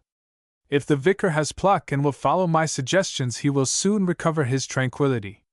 All present began to analyze the conduct of Mademoiselle Gamard with the keen perceptions which characterize provincials, to whom no one can deny the talent of knowing how to lay bare the most secret motives of human actions. "You don't see the whole thing yet," said an old landowner who knew the region well. "There is something serious behind all this which I can't yet make out. The Abbé Troubert is too deep to be fathomed at once. Our dear Birato is at the beginning of his troubles. Besides, would he be left in peace and comfort even if he did give up his lodging to Troubert? I doubt it. If Caron came here to tell you that you intended to leave Mademoiselle Gamard," he added, turning to the bewildered priest, "no doubt Mademoiselle Gamard's intention is to turn you out. Therefore you will have to go, whether you like it or not.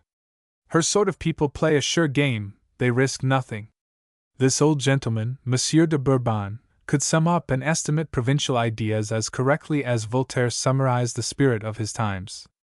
He was thin and tall, and chose to exhibit in the matter of clothes the quiet indifference of a landowner whose territorial value is quoted in the department.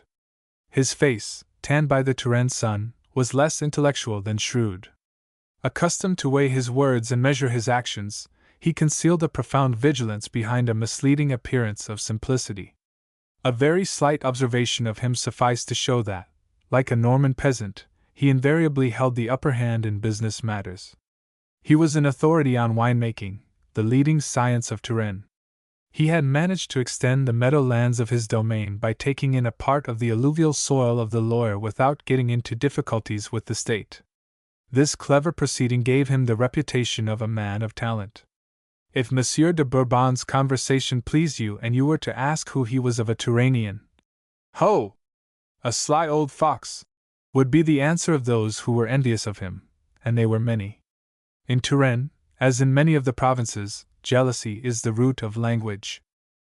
Monsieur de Bourbon's remark occasioned a momentary silence, during which the persons who composed the little party seemed to be reflecting. Meanwhile, Mademoiselle Salomon de Villenoix was announced. She came from Tours in the hope of being useful to the poor abbé, and the news she brought completely changed the aspect of the affair. As she entered, every one except Monsieur de Bourbon was urging Birato to hold his own against Trubert and Gamard, under the auspices of the aristocratic society of the place, which would certainly stand by him. "The Vicar General, to whom the appointments to office are entrusted, is very ill," said Mademoiselle Salomon, "and the Archbishop has delegated his powers to the Abbé Trubert provisionally. The canonry will, of course, depend wholly upon him. Now last evening, at Mademoiselle de la Blaudiere's, the Abbé Poirel talked about the annoyances which the Abbé Birato had inflicted on Mademoiselle Gamard, as though he were trying to cast all the blame on our good Abbé. The Abbé Birato, he said, is a man to whom the Abbé Chapelaud was absolutely necessary, and since the death of that venerable man, he has shown, and then came suggestions, calumnies. You understand? Trubert will be made Vicar General," said Monsieur de Bourbon, sententiously. "Come!" cried Madame de Listomere, turning to Birato. "Which do you prefer, to be made a canon, or continue to live with Mademoiselle Gamard?" "To be a canon!" cried the whole company. "Well then," resumed Madame de Listomere, "you must let the Abbé Trubert and Mademoiselle Gamard have things their own way. By sending Karen here they mean to let you know directly that if you consent to leave the house you shall be made canon. One good turn deserves another." Every one present applauded Madame de Listomere's sagacity, except her nephew the Baron de Listomere, who remarked in a comic tone to Monsieur de Bourbon, "I would like to have seen a fight between the Gamard and the Birato." But unhappily for the vicar, forces were not equal between these persons of the best society, and the old maid supported by the Abbé Trubert. The time soon came when the struggle developed openly, went on increasing, and finally assumed immense proportions. By the advice of Madame de Listomere and most of her friends, who were now eagerly enlisted in a matter which threw such excitement into their vapid provincial lives, a servant was sent to bring back Monsieur Caron. The lawyer returned with surprising celerity, which alarmed no one but Monsieur de Bourbon. "Let us postpone all decision until we are better informed," was the advice of that Fabius in a dressing gown, whose prudent reflections revealed to him the meaning of these moves on the Turanian chessboard. He tried to enlighten Birato on the dangers of his position, but the wisdom of the old slyboots did not serve the passions of the moment, and he obtained but little attention.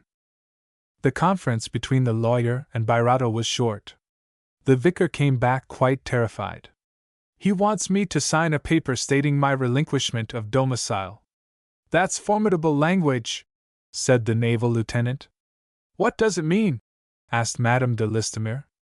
"Merely that the Abbé must declare in writing his intention of leaving Mademoiselle Gamard's house," said Monsieur de Bourbon, taking a pinch of snuff. "Is that all?" said Madame de Listomere. "Then sign it at once," she added, turning to Birato. "If you positively decide to leave her house, there can be no harm in declaring that such is your will." "Birato's will." "That is true," said Monsieur de Bourbon, closing his snuff-box with a gesture the significance of which it is impossible to render, for it was a language in itself.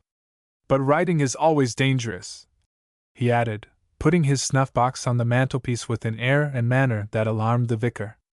Bairado was so bewildered by the upsetting of all his ideas, by the rapidity of events which found him defenseless, by the ease with which his friends were settling the most cherished matters of his solitary life, that he remained silent and motionless as if moonstruck, thinking of nothing, though listening and striving to understand the meaning of the rapid sentences the assembled company addressed to him. He took the paper Monsieur Caron had given him and read it, as if he were giving his mind to the lawyer's document, but the act was merely mechanical.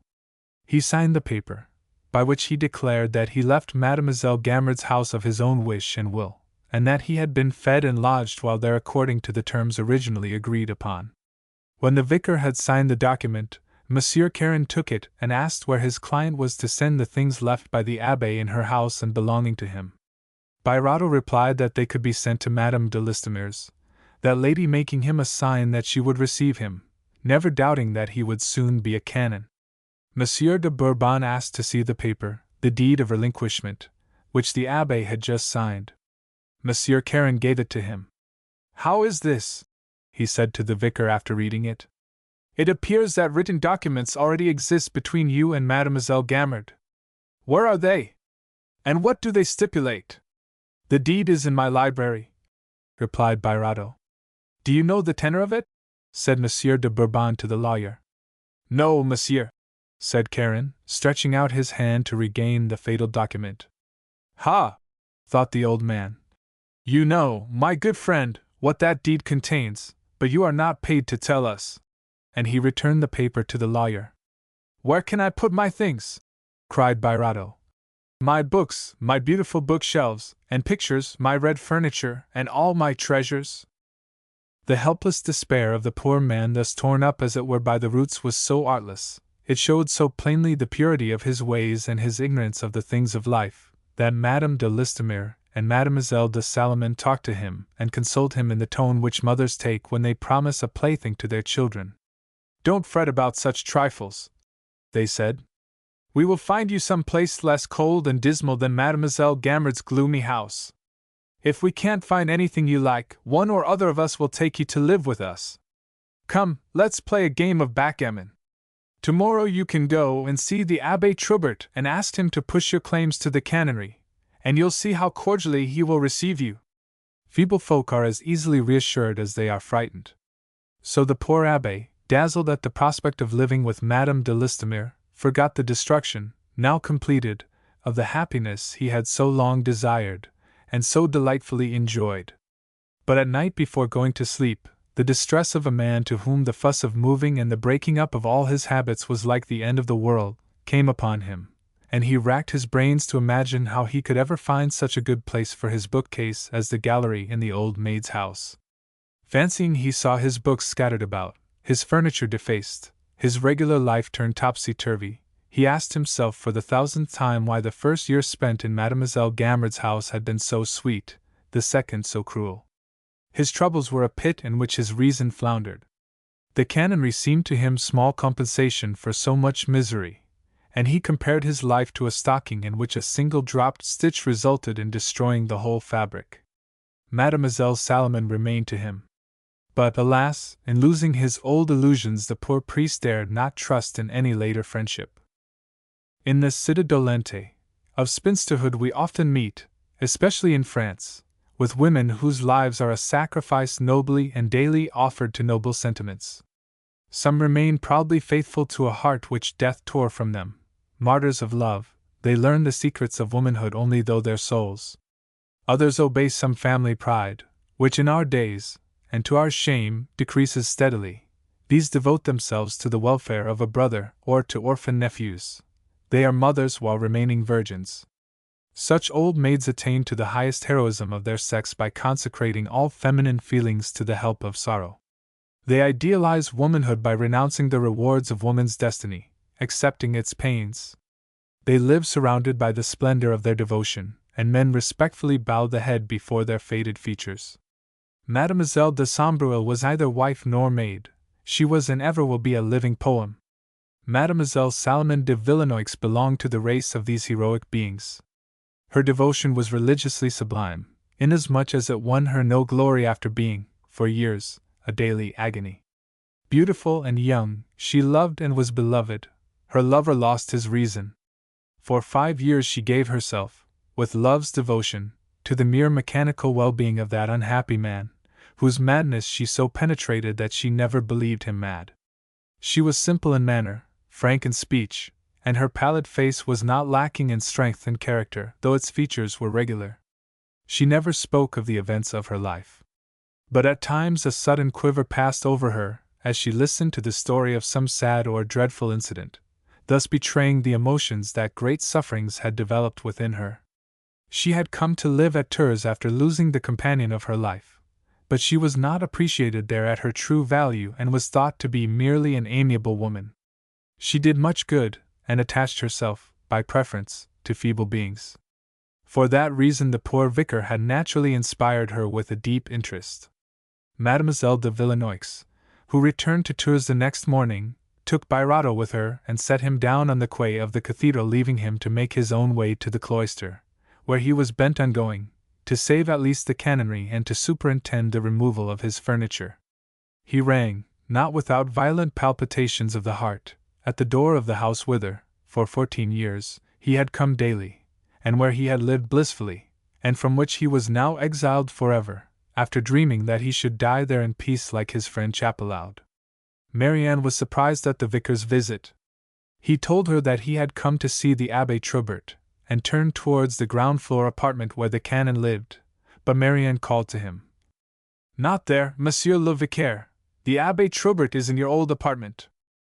These words gave the vicar a frightful shock.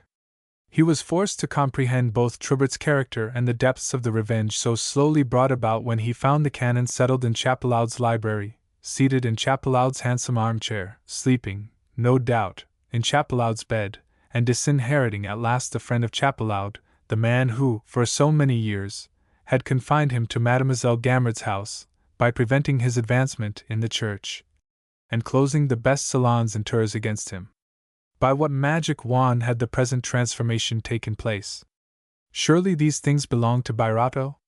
And yet, observing the sardonic air with which Troubert glanced at that bookcase, the poor abbé knew that the future vicar-general felt certain of possessing the spoils of those he had so bitterly hated, Chapelaud as an enemy, and Birato, in and through whom Chapelaud still thwarted him.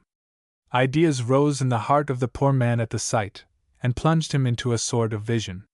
He stood motionless, as though fascinated by Troubert's eyes which fixed themselves upon him. "I do not suppose, monsieur," said Birato at last, "that you intend to deprive me of the things that belong to me. Mademoiselle may have been impatient to give you better lodgings, but she ought to have been sufficiently just to give me time to pack my books and remove my furniture."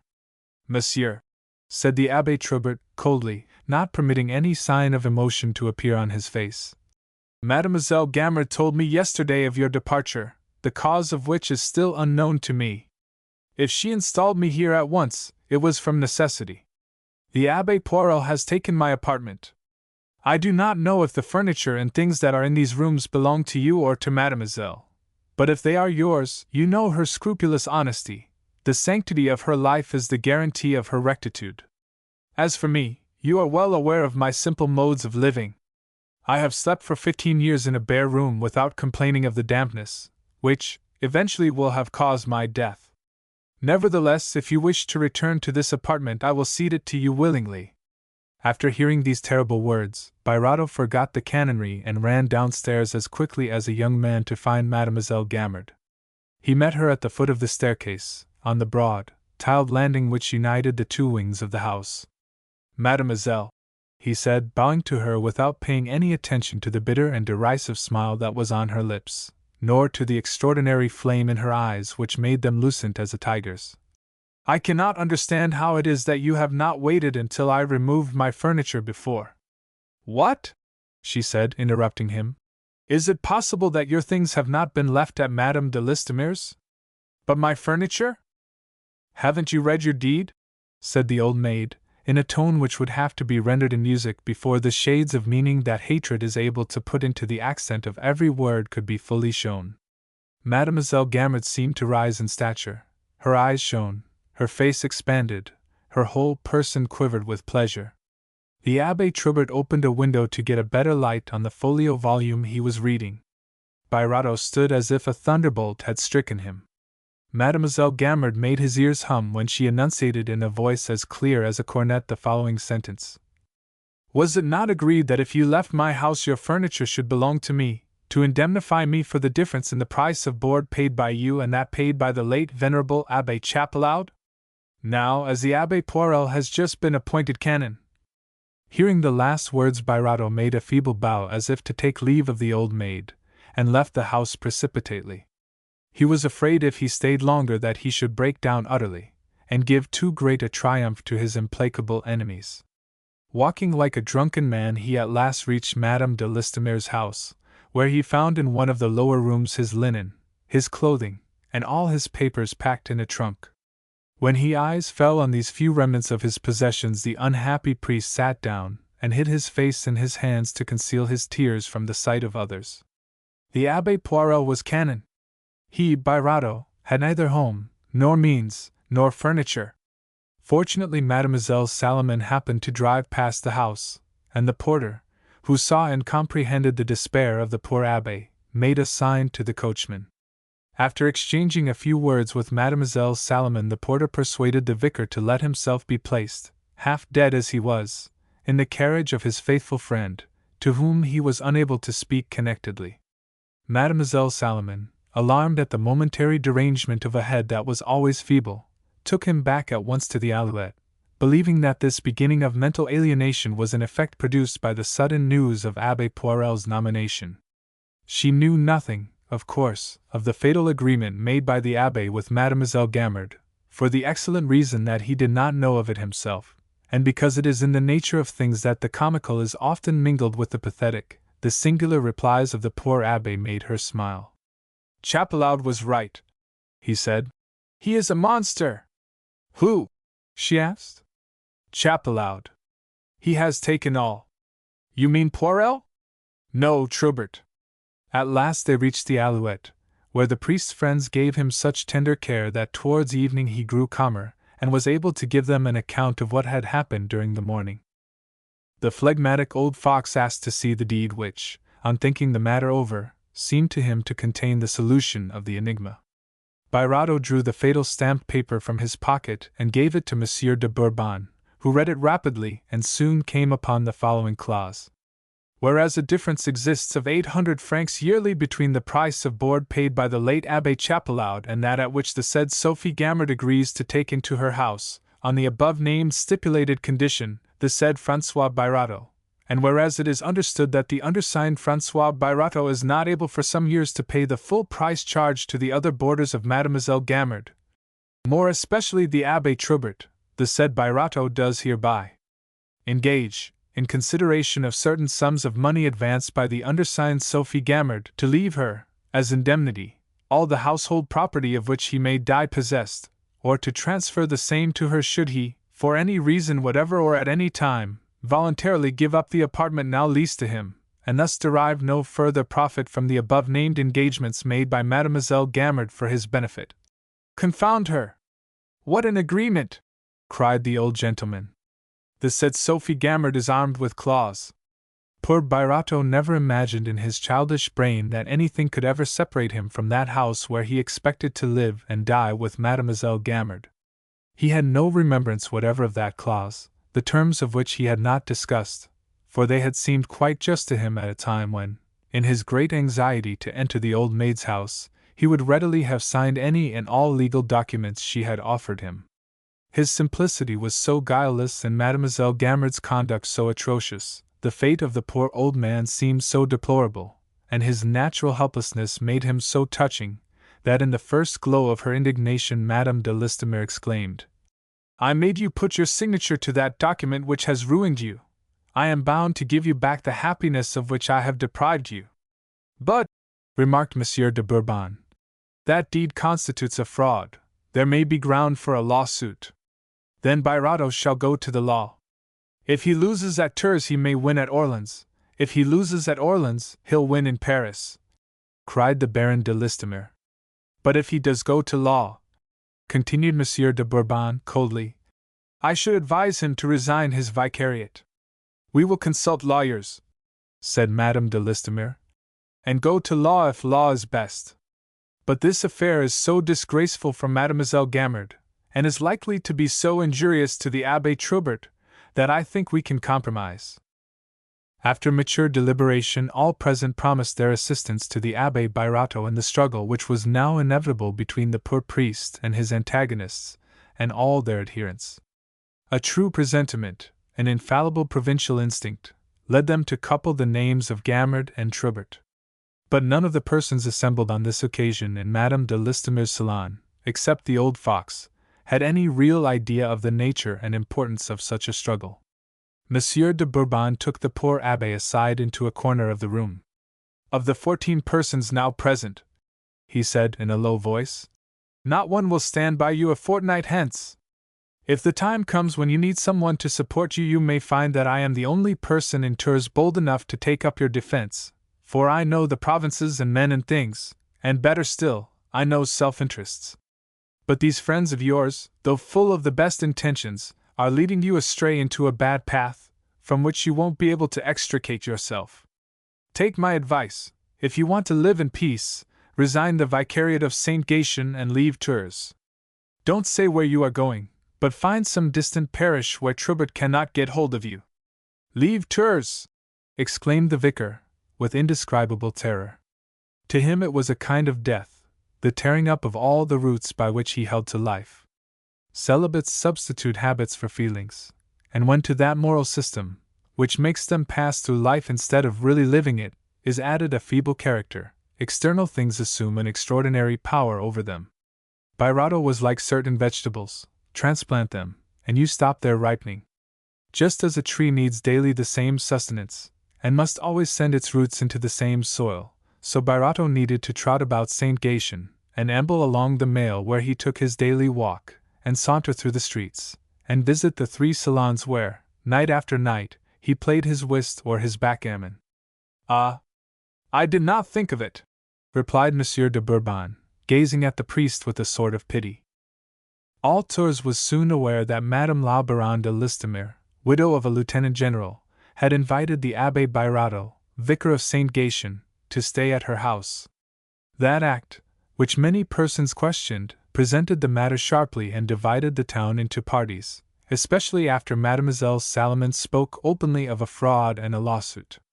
With the subtle vanity which is common to old maids, and the fanatic self-love which characterizes them, Mademoiselle Gamard was deeply wounded by the course taken by Madame de Listomere. The Baroness was a woman of high rank, elegant in her habits and ways, whose good taste, courteous manners, and true piety could not be gainsaid. By receiving Birato as her guest, she gave a formal denial to all Mademoiselle Gamard's assertions, and indirectly censured her conduct by maintaining the vicar's cause against his former landlady. It is necessary for the full understanding of this history to explain how the natural discernment and spirit of analysis which old women bring to bear on the actions of others gave power to Mademoiselle Gamard, and what were the resources on her side. Accompanied by the taciturn Abbé Troubert, she made a round of evening visits to 5 or 6 houses, at each of which she met a circle of a dozen or more persons, united by kindred tastes, and the same general situation in life. Among them were 1 or 2 men who were influenced by the gossip and prejudices of their servants, 5 or 6 old maids who spent their time in sifting the words and scrutinizing the actions of their neighbors and others in the class below them. Besides these, there were several old women who busied themselves in retailing scandal, keeping an exact account of each person's fortune, striving to control or influence the actions of others, prognosticating marriages, and blaming the conduct of friends as sharply as that of enemies.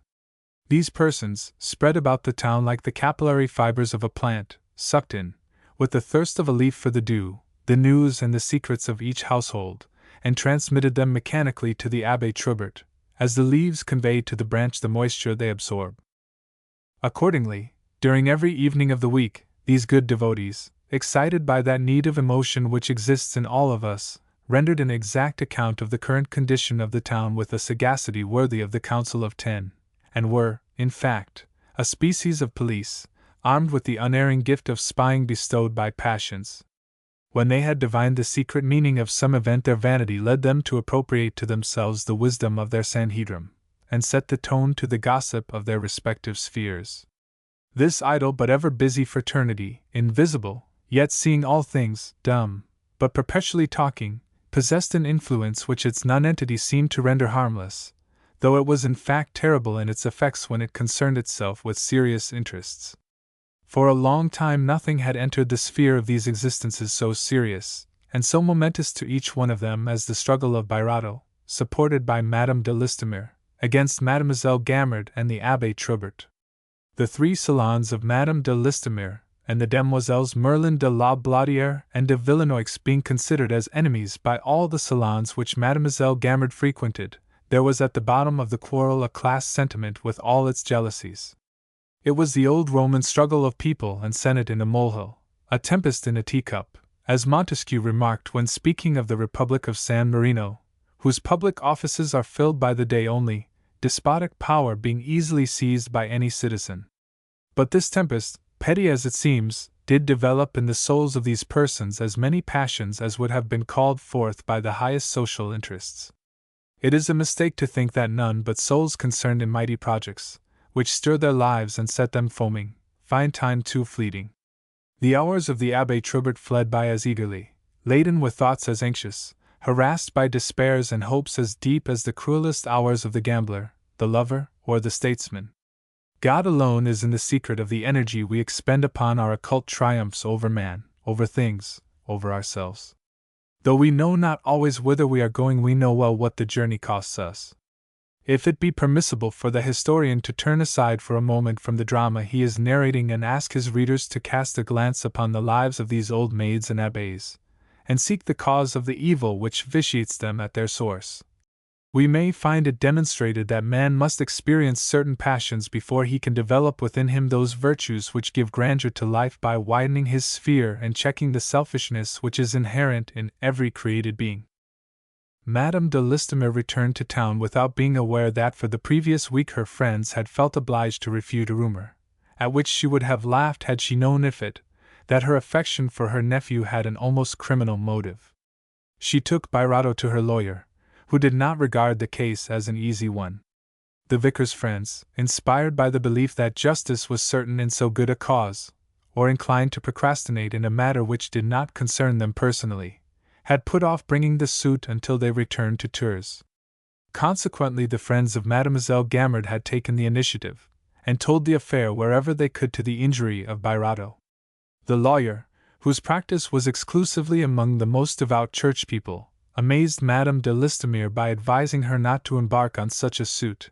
He ended the consultation by saying that he himself would not be able to undertake it, for, according to the terms of the deed, Mademoiselle Gamard had the law on her side, and in equity, that is to say outside of strict legal justice, the Abbé Birato would undoubtedly seem to the judges as well as to all respectable laymen to have derogated from the peaceable, conciliatory, and mild character hitherto attributed to him, that Mademoiselle Gamard, known to be a kindly woman and easy to live with, had put Birato under obligations to her by lending him the money he needed to pay the legacy duties on Chapelaud's bequest without taking from him a receipt. That Birato was not of an age or character to sign a deed without knowing what it contained or understanding the importance of it. That in leaving Mademoiselle Gamard's house at the end of 2 years, when his friend Chapelaud had lived there 12 and Troubert 15, he must have had some purpose known to himself only, and that the lawsuit, if undertaken, would strike the public as an act of ingratitude, and so forth. Letting Birato go before them to the staircase, the lawyer detained Madame de Listomere a moment to entreat her, if she valued her own peace of mind, not to involve herself in the matter. But that evening the poor vicar, suffering the torments of a man under sentence of death who awaits in the condemned cell at Bicêtre the result of his appeal for mercy, could not refrain from telling his assembled friends the result of his visit to the lawyer. "I don't know a single pettifogger in Tours," said Monsieur de Bourbon, "except that radical lawyer, who would be willing to take the case, unless for the purpose of losing it. I don't advise you to undertake it." "Then it is infamous," cried the naval lieutenant. "I myself will take the abbé to the radical." "Go at night," said Monsieur de Bourbon, interrupting him. Why? I have just learned that the Abbé Trubert is appointed Vicar General in place of the other man, who died yesterday. I don't care a fig for the Abbé Trubert.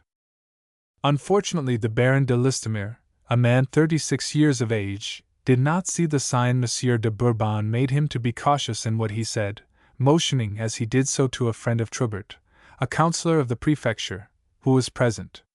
The lieutenant therefore continued, "If the Abbé Trubert is a scoundrel—" "Oh," said Monsieur de Bourbon, cutting him short, "why bring Monsieur Trubert into a matter which doesn't concern him?" "Not concern him?" cried the Baron. "Isn't he enjoying the use of the Abbé Birotteau's household property? I remember that when I called on the Abbé Chapelaud I noticed 2 valuable pictures. Say that they are worth 10,000 francs. Do you suppose that Monsieur Birotteau meant to give 10,000 francs for living 2 years with that Gamard woman, not to speak of the library and furniture, which are worth as much more?" The Abbé Birotteau opened his eyes at hearing he had once possessed so enormous a fortune. The Baron, getting warmer than ever, went on to say, "By Jove! There's that Monsieur Salmon, formerly an expert at the museum in Paris. He is down here on a visit to his mother-in-law. I'll go and see him this very evening with the Abbé Birotteau and ask him to look at those pictures and estimate their value. From there I'll take the Abbé to the lawyer." 2 days after this conversation the suit was begun. This employment of the liberal Layward did harm to the vicar's cause. Those who were opposed to the government, and all who were known to dislike the priests, or religion, 2 things quite distinct which many persons confound, got hold of the affair and the whole town talked of it. The museum expert estimated the Virgin of Valentine and the Christ of Lebrun, 2 paintings of great beauty, at 11,000 francs. As to the bookshelves and the Gothic furniture, the taste for such things was increasing so rapidly in Paris that their immediate value was at least 12,000. In short, the appraisal of the whole property by the expert reached the sum of over 36,000 francs. Now it was very evident that Birotteau never intended to give Mademoiselle Gamard such an enormous sum of money for the small amount he might owe her under the terms of the deed. Therefore he had, legally speaking, equitable grounds on which to demand an amendment of the agreement. If this were denied, Mademoiselle Gamard was plainly guilty of intentional fraud. The radical lawyer accordingly began the affair by serving a writ on Mademoiselle Gamard.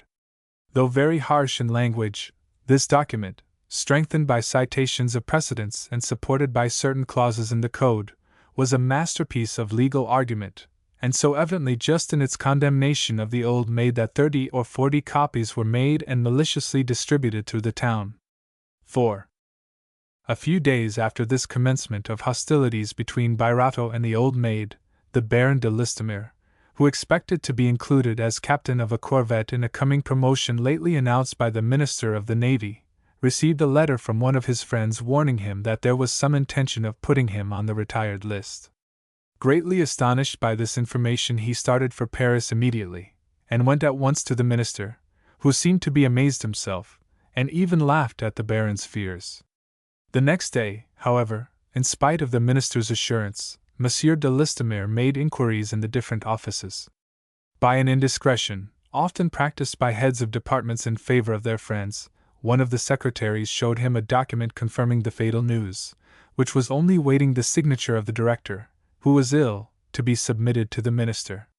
The Baron de Listomere went immediately to an uncle of his, a deputy, who could see the Minister of the Navy at the chamber without loss of time, and begged him to find out the real intentions of His Excellency in a matter which threatened the loss of his whole future. He waited in his uncle's carriage with the utmost anxiety for the end of the session. His uncle came out before the chamber rose, and said to him at once as they drove away, "Why the devil have you meddled in a priest's quarrel? The minister began by telling me you had put yourself at the head of the radicals in Tours, that your political opinions were objectionable, you were not following in the lines of the government, with other remarks as much involved as if he were addressing the chamber. On that I said to him, 'Nonsense, let us come to the point.' The end was that His Excellency told me frankly you were in bad odor with the diocese. In short, I made a few inquiries among my colleagues, and I find that you have been talking slightingly of a certain Abbé Trubert, the Vicar General, but a very important personage in the province, where he represents the Jesuits. I have made myself responsible to the minister for your future conduct. My good nephew, if you want to make your way, be careful not to excite ecclesiastical enmities. Go at once to Tours and try to make your peace with that devil of a vicar general. Remember that such priests are men with whom we absolutely must live in harmony. Good heavens! When we are all striving and working to re-establish religion, it is actually stupid, in a lieutenant who wants to be made a captain, to affront the priests. If you don't make up matters with that Abbé Trubert, you needn't count on me. I shall abandon you. The Minister of Ecclesiastical Affairs told me just now that Trubert was certain to be made bishop before long. If he takes a dislike to our family, he could hinder me from being included in the next batch of peers. Don't you understand? These words explained to the naval officer the nature of Trubert's secret occupations, about which Birato often remarked in his silly way, "I can't think what he does with himself, sitting up all night."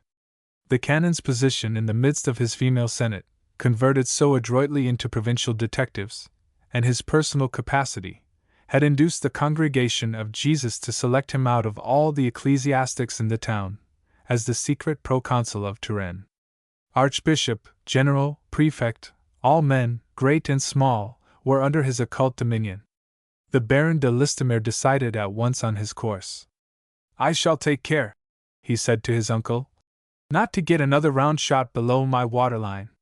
3 days after this diplomatic conference between the uncle and nephew, the latter, returning hurriedly in a postchaise, informed his aunt, the very night of his arrival, of the dangers the family were running if they persisted in supporting that fool of a Birato.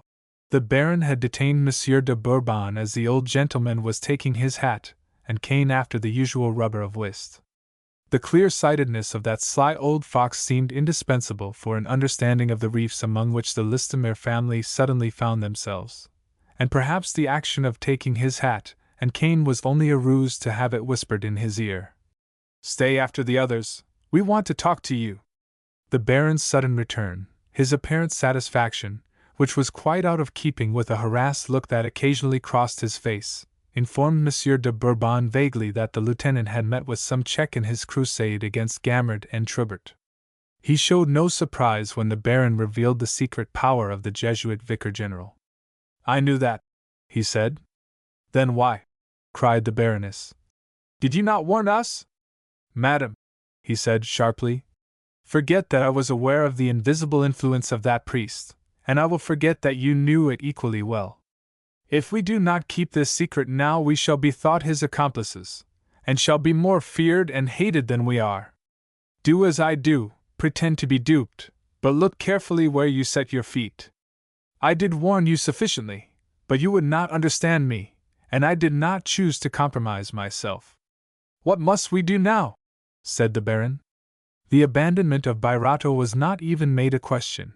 It was a first condition tacitly accepted by the 3 deliberators. To beat a retreat with the honors of war has always been the triumph of the ablest generals, replied Monsieur de Bourbon. "Bow to Trubert, and if his hatred is less strong than his vanity, you will make him your ally. But if you bow too low, he will walk over you roughshod. Make believe that you intend to leave the service, and you'll escape him, Monsieur le Baron. Send away Birato, madame, and you will set things right with Mademoiselle Gamard. Ask the Abbé Trubert, when you meet him at the Archbishop's, if he can play whist. He will say yes. Then invite him to your salon, where he wants to be received. He'll be sure to come. You are a woman, and you can certainly win a priest to your interests. When the Baron is promoted, his uncle peer of France, and Trubert a bishop, you can make Birato a canon if you choose. Meantime yield, but yield gracefully, all the while with a slight menace. Your family can give Trubert quite as much support as he can give you. You'll understand each other perfectly on that score. As for you, sailor, carry your deep-sea line about you." "Per Birato?" said the Baroness. "Oh, get rid of him at once," replied the old man, as he rose to take leave. "If some clever radical lays hold of that empty head of his, he may cause you much trouble.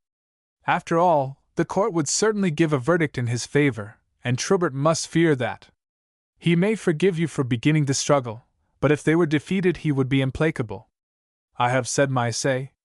He snapped his snuff-box, put on his overshoes, and departed.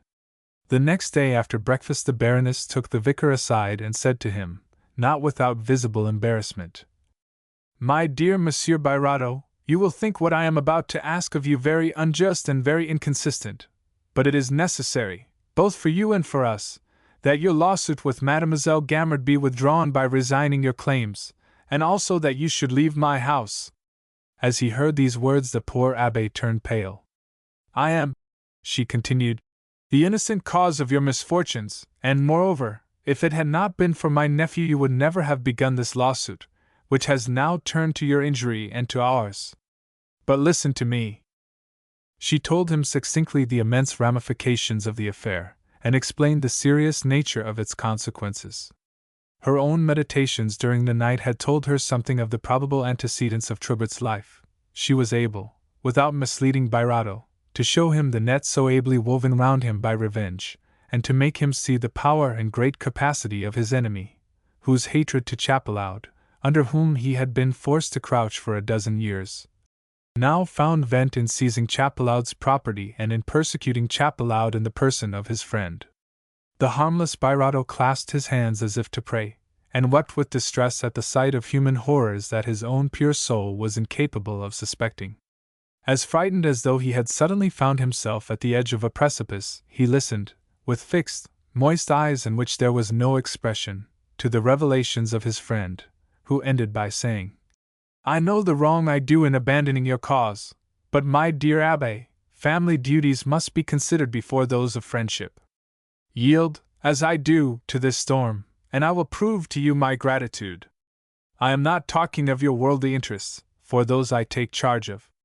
You shall be made free of all such anxieties for the rest of your life. By means of Monsieur de Bourbon, who will know how to save appearances, I shall arrange matters so that you shall lack nothing. My friend, grant me the right to abandon you. I shall ever be your friend, though forced to conform to the axioms of the world. You must decide." The poor, bewildered Abbé cried aloud. Chapelaud was right when he said that if Troubert could drag him by the feet out of his grave he would do it. He sleeps in Chapelaud's bed. "There is no use in lamenting," said Madame de Listomere, "and we have little time now left to us. How will you decide?" Birato was too good and kind not to obey in a great crisis the unreflecting impulse of the moment. Besides, his life was already in the agony of what to him was death. He said, with a despairing look at his protectress which cut her to the heart, "I trust myself to you. I am but the stubble of the streets." He used the Turanian word bourrier, which has no other meaning than a bit of straw. But there are pretty little straws, yellow, polished, and shining, the delight of children, whereas the bourrier is straw discolored, muddy, sodden in the puddles, whirled by the tempest, crushed under feet of men. "But, madam, I cannot let the Abbé Troubert keep Chapelaud's portrait. It was painted for me, it belongs to me, obtain that for me, and I will give up all the rest." "Well," said Madame de Listomere, "I will go myself to Mademoiselle Gamard." The words were said in a tone which plainly showed the immense effort the Baronne de Listomere was making in lowering herself to flatter the pride of the old maid. "I will see what can be done," she said. "I hardly dare hope anything. Go and consult Monsieur de Bourbon, ask him to put your renunciation into proper form, and bring me the paper. I will see the Archbishop, and with his help we may be able to stop the matter here." Birato left the house dismayed. Troubert assumed in his eyes the dimensions of an Egyptian pyramid. The hands of that man were in Paris, his elbows in the cloister of Saint Gatien. "He," said the victim to himself, "he to prevent the Baron de Listomere from becoming peer of France, and perhaps by the help of the Archbishop we may be able to stop the matter here." In presence of such great interests Birato felt he was a mere worm. He judged himself harshly. The news of Birato's removal from Madame de Listomere's house seemed all the more amazing because the reason of it was wholly impenetrable. Madame de Listomere said that her nephew was intending to marry and leave the navy, and she wanted the vicar's apartment to enlarge her own. Birato's relinquishment was still unknown. The advice of Monsieur de Bourbon was followed. Whenever the two facts reached the ears of the Vicar General, his self-love was certain to be gratified by the assurance they gave that even if the Listomere family did not capitulate, they would at least remain neutral and tacitly recognize the occult power of the congregation. To recognize it was, in fact, to submit to it. But the lawsuit was still sub judice. His opponents yielded and threatened at the same time. The Listomeres had thus taken precisely the same attitude as the Vicar General himself. They held themselves aloof, and yet were able to direct others. But just at this crisis an event occurred which complicated the plans laid by Monsieur de Bourbon and the Listomeres to quiet the Gamard and Trubert party, and made them more difficult to carry out. Mademoiselle Gamard took cold one evening in coming out of the cathedral. The next day she was confined to her bed, and soon after became dangerously ill. The whole town rang with pity and false commiseration. Mademoiselle Gamard's sensitive nature has not been able to bear the scandal of this lawsuit. In spite of the justice of her cause, she was likely to die of grief. Birato has killed his benefactress. Such were the speeches poured through the capillary tubes of the great female conclave, and taken up and repeated by the whole town of Tours.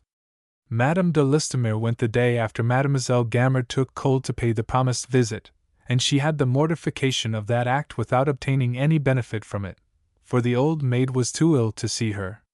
She then asked politely to speak to the Vicar General. Gratified, no doubt, to receive in Chapelaud's library, at the corner of the fireplace above which hung the two contested pictures, the woman who had hitherto ignored him, Trubert kept the Baroness waiting a moment before he consented to admit her. No courtier and no diplomatist ever put into a discussion of their personal interests or into the management of some great national negotiation more shrewdness, dissimulation, and ability than the Baroness and the priest displayed when they met face to face for the struggle. Like the seconds or sponsors who in the Middle Age armed the champion, and strengthened his valor by useful counsel until he entered the lists, so the sly old fox had said to the Baroness at the last moment, "Don't forget your cue. You are a mediator, and not an interested party. Trubert also is a mediator.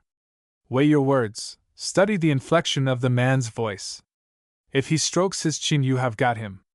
Some sketchers are fond of caricaturing the contrast often observable between what is said and what is thought by the speaker.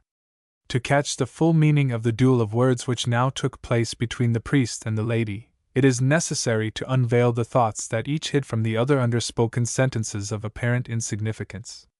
Madame de Listomere began by expressing the regret she had felt at Birato's lawsuit, and then went on to speak of her desire to settle the matter to the satisfaction of both parties. "The harm is done, madame," said the priest, in a grave voice. "The pious and excellent Mademoiselle Gamard is dying.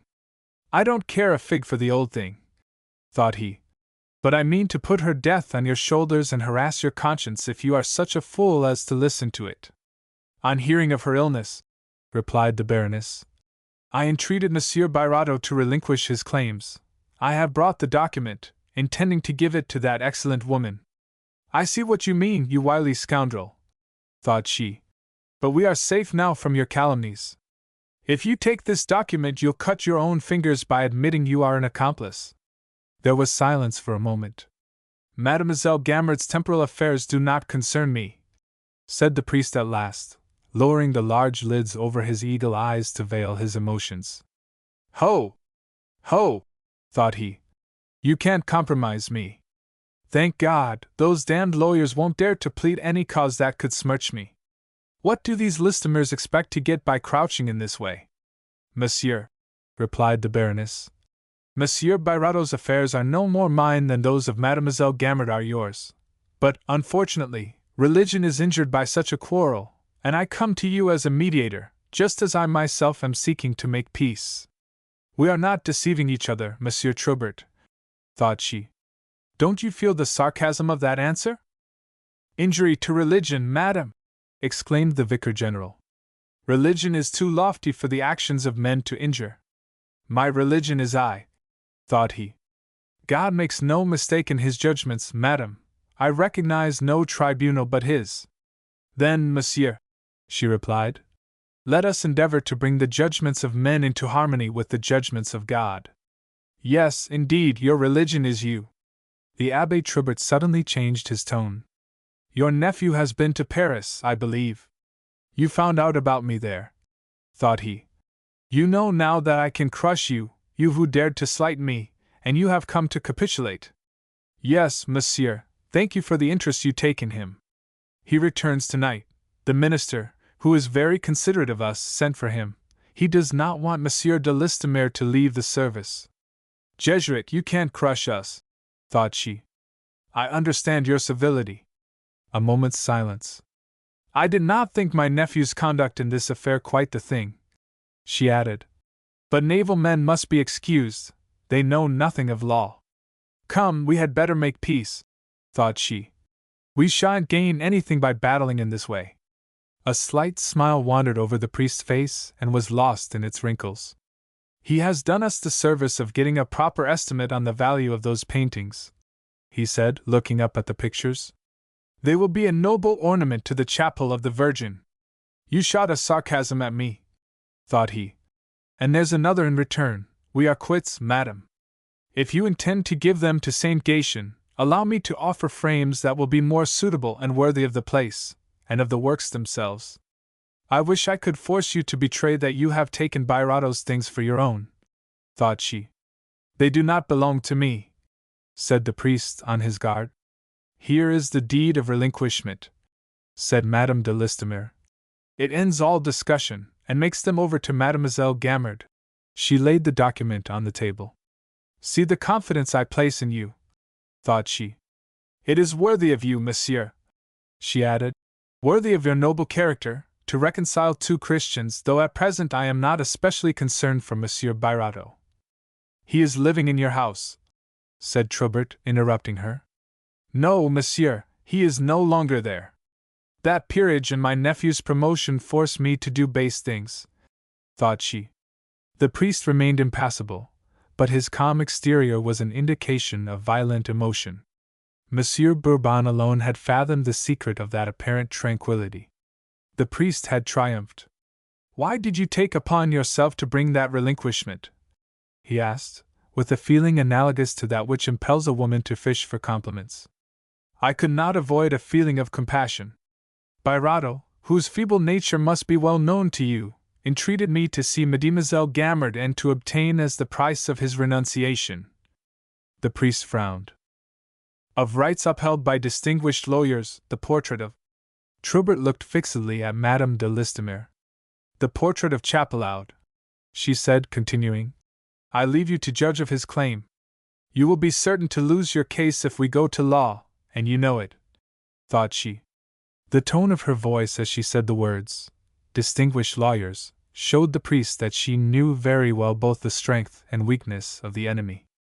She made her talent so plain to this connoisseur emeritus in the course of a conversation which lasted a long time in the tone here given, that Trubert finally went down to Mademoiselle Gamard to obtain her answer to Bairato's request for the portrait.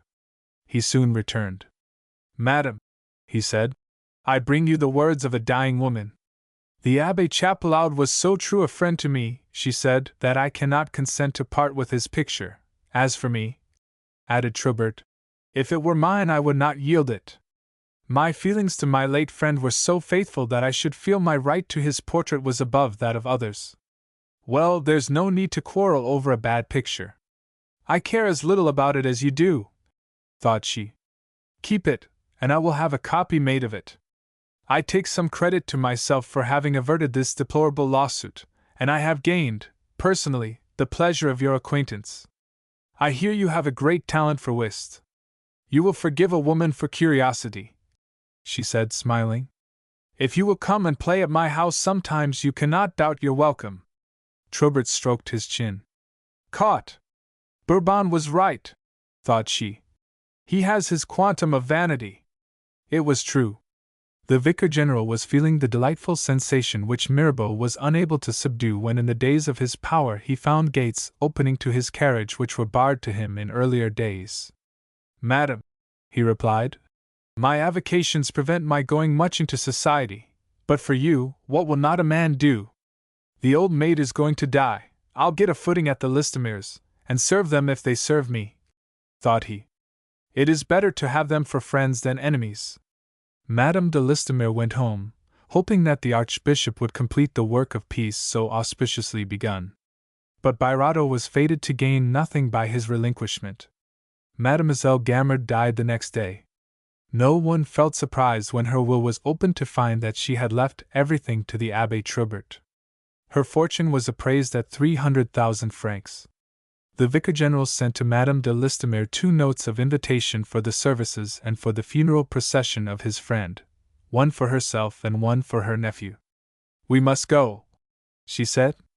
"It can't be helped," said Monsieur de Bourbon. "It is a test to which Trubert puts you. Baron, you must go to the cemetery," he added, turning to the lieutenant, who, unluckily for him, had not left Tours. The services took place, and were performed with unusual ecclesiastical magnificence. Only one person wept, and that was Birato, who, kneeling in a side chapel and seen by none, believed himself guilty of the death and prayed sincerely for the soul of the deceased, bitterly deploring that he was not able to obtain her forgiveness before she died. The Abbé Trubert followed the body of his friend to the grave, at the verge of which he delivered a discourse in which, thanks to his eloquence, the narrow life the old maid had lived was enlarged to monumental proportions. Those present took particular note of the following words in the peroration: "This life of days devoted to God and to his religion, a life adorned with noble actions silently performed, and with modest and hidden virtues, was crushed by a sorrow which we might call undeserved if we could forget, here at the verge of this grave, that our afflictions are sent by God."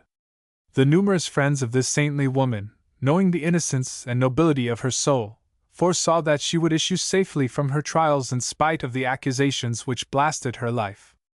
It may be that Providence has called her to the bosom of God to withdraw her from those trials. Happy they who can rest here below in the peace of their own hearts as Sophie now is resting in her robe of innocence among the blessed. When he had ended his pompous discourse, said Monsieur de Bourbon, after relating the incidents of the interment to Madame de Listomere, when whist was over, the doors shut, and they were alone with the Baron. "This Louis XI, in a cassock, imagine him if you can, gave a last flourish to the sprinkler and aspersed the coffin with holy water." Monsieur de Bourbon picked up the tongs and imitated the priest's gestures so satirically that the Baron and his aunt could not help laughing. "Not until then," continued the old gentleman, "did he contradict himself. Up to that time his behavior had been perfect, but it was no doubt impossible for him to put the old maid, whom he despised so heartily and hated almost as much as he hated Chapelloud, out of sight forever without allowing his joy to appear in that last gesture. The next day Mademoiselle Salomon came to breakfast with Madame de Listomere, chiefly to say, with deep emotion, "Our poor Abbé Birato has just received a frightful blow, which shows the most determined hatred. He is appointed curate of Saint Symphorien. Saint Symphorien is a suburb of Tours lying beyond the bridge. That bridge, one of the finest monuments of French architecture, is 1,900 feet long, and the 2 open squares which surround each end are precisely alike. Don't you see the misery of it?" she said, after a pause, amazed at the coldness with which Madame de Listomere received the news. "It is just as if the Abbé were 100 miles from Tours, from his friends, from everything. It is a frightful exile, and all the more cruel because he is kept within sight of the town where he can hardly ever come. Since his troubles he walks very feebly, yet he will have to walk 3 miles to see his old friends. He has taken to his bed, just now, with fever. The parsonage at Saint Symphorien is very cold and damp, and the parish is too poor to repair it. The poor old man will be buried in a living tomb. Oh, it is an infamous plot!" To end this history it will suffice to relate a few events in a simple way, and to give one last picture of its chief personages. 5 months later the Vicar General was made Bishop of Troyes, and Madame de Listomere was dead, leaving an annuity of 1,500 francs to the Abbé Birato. The day on which the dispositions in her will were made known, Monseigneur Hyacinthe, Bishop of Troyes, was on the point of leaving Tours to reside in his diocese, but he delayed his departure on receiving the news. Furious at being foiled by a woman to whom he had lately given his countenance while she had been secretly holding the hand of a man whom he regarded as his enemy, Trubert again threatened the Baron's future career, and put in jeopardy the peerage of his uncle. He made in the salon of the Archbishop, and before an assembled party, one of those priestly speeches which are big with vengeance and soft with honeyed mildness. The Baron de Listomere went the next day to see this implacable enemy, who must have imposed sundry hard conditions on him, for the Baron's subsequent conduct showed the most entire submission to the will of the terrible Jesuit. The new bishop made over Mademoiselle Gamard's house by deed of gift to the chapter of the cathedral. He gave Chapelaud's books and bookcases to the seminary. He presented the 2 disputed pictures to the chapel of the Virgin, but he kept Chapelaud's portrait. No one knew how to explain this almost total renunciation of Mademoiselle Gamard's bequest. Monsieur de Bourbon supposed that the bishop had secretly kept moneys that were invested, so as to support his rank with dignity in Paris, where of course he would take his seat on the bishop's bench in the upper chamber. It was not until the night before Monseigneur Troubert's departure from Tours that the sly old fox unearthed the hidden reason of this strange action, the death-blow given by the most persistent vengeance to the feeblest of victims. Madame de Listomere's legacy to Birato was contested by the Baron de Listomere under a pretense of undue influence. A few days after the case was brought, the Baron was promoted to the rank of captain. As a measure of ecclesiastical discipline, the curate of Saint Symphorien was suspended. His superiors judged him guilty. The murderer of Sophie Gamard was also a swindler. If Monseigneur Troubert had kept Mademoiselle Gamard's property, he would have found it difficult to make the ecclesiastical authorities censure Birato. At the moment when Monseigneur Hyacinthe, Bishop of Troyes, drove along the Quai Saint Symphorien in a post-chaise on his way to Paris, poor Birato had been placed in an armchair in the sun on a terrace above the road. The unhappy priest, smitten by the Archbishop, was pale and haggard. Grief, stamped on every feature, distorted the face that was once so mildly gay. Illness had dimmed his eyes, formerly brightened by the pleasures of good living and devoid of serious ideas, with a veil which simulated thought. It was but the skeleton of the old Birato who had rolled only 1 year earlier so vacuous, but so content along the cloister. The bishop cast one look of pity and contempt upon his victim, then he consented to forget him, and went his way. There is no doubt that Troubert would have been in other times a Hildebrand or an Alexander VI. In these days the Church is no longer a political power, and does not absorb the whole strength of her solitaries. Celibacy, however, presents the inherent vice of concentrating the faculties of man upon a single passion, egotism, which renders celibates either useless or mischievous. We live at a period when the defect of governments is to make man for society rather than society for man. There is a perpetual struggle going on between the individual and the social system which insists on using him, while he is endeavoring to use it to his own profit. Whereas, in former days, man, really more free, was also more loyal to the public weal. The round in which men struggle in these days has been insensibly widened. The soul which can grasp it as a whole will ever be a magnificent exception, for, as a general thing, in morals as in physics, impulsion loses in intensity what it gains in extension. Society cannot be based on exceptions. Man in the first instance was purely and simply father. His heart beat warmly, concentrated in the one ray of family. Later, he lived for a clan, or a small community, hence the great historical devotions of Greece and Rome. After that he was a man of caste or of a religion, to maintain the greatness of which he often proved himself sublime. But by that time the field of his interests became enlarged by many intellectual regions. In our day, his life is attached to that of a vast country. Sooner or later his family will be, it is predicted, the entire universe. Will this moral cosmopolitanism, the hope of Christian Rome, prove to be only a sublime error? It is so natural to believe in the realization of a noble vision, in the brotherhood of man. But, alas! The human machine does not have such divine proportions. Souls that are vast enough to grasp a range of feelings bestowed on great men only will never belong to either fathers of families or simple citizens. Some physiologists have thought that as the brain enlarges the heart narrows, but they are mistaken. The apparent egotism of men who bear a science, a nation, a code of laws in their bosom is the noblest of passions. It is, as one may say, the maternity of the masses. To give birth to new peoples, to produce new ideas, they must unite within their mighty brains the breasts of woman and the force of God. The history of such men as Innocent III and Peter the Great, and all great leaders of their age and nation will show, if need be, in the highest spheres the same vast thought of which Trubert was made the representative in the quiet depths of the cloister of St. Gatian. Addendum. The following personages appear in other stories of the human comedy.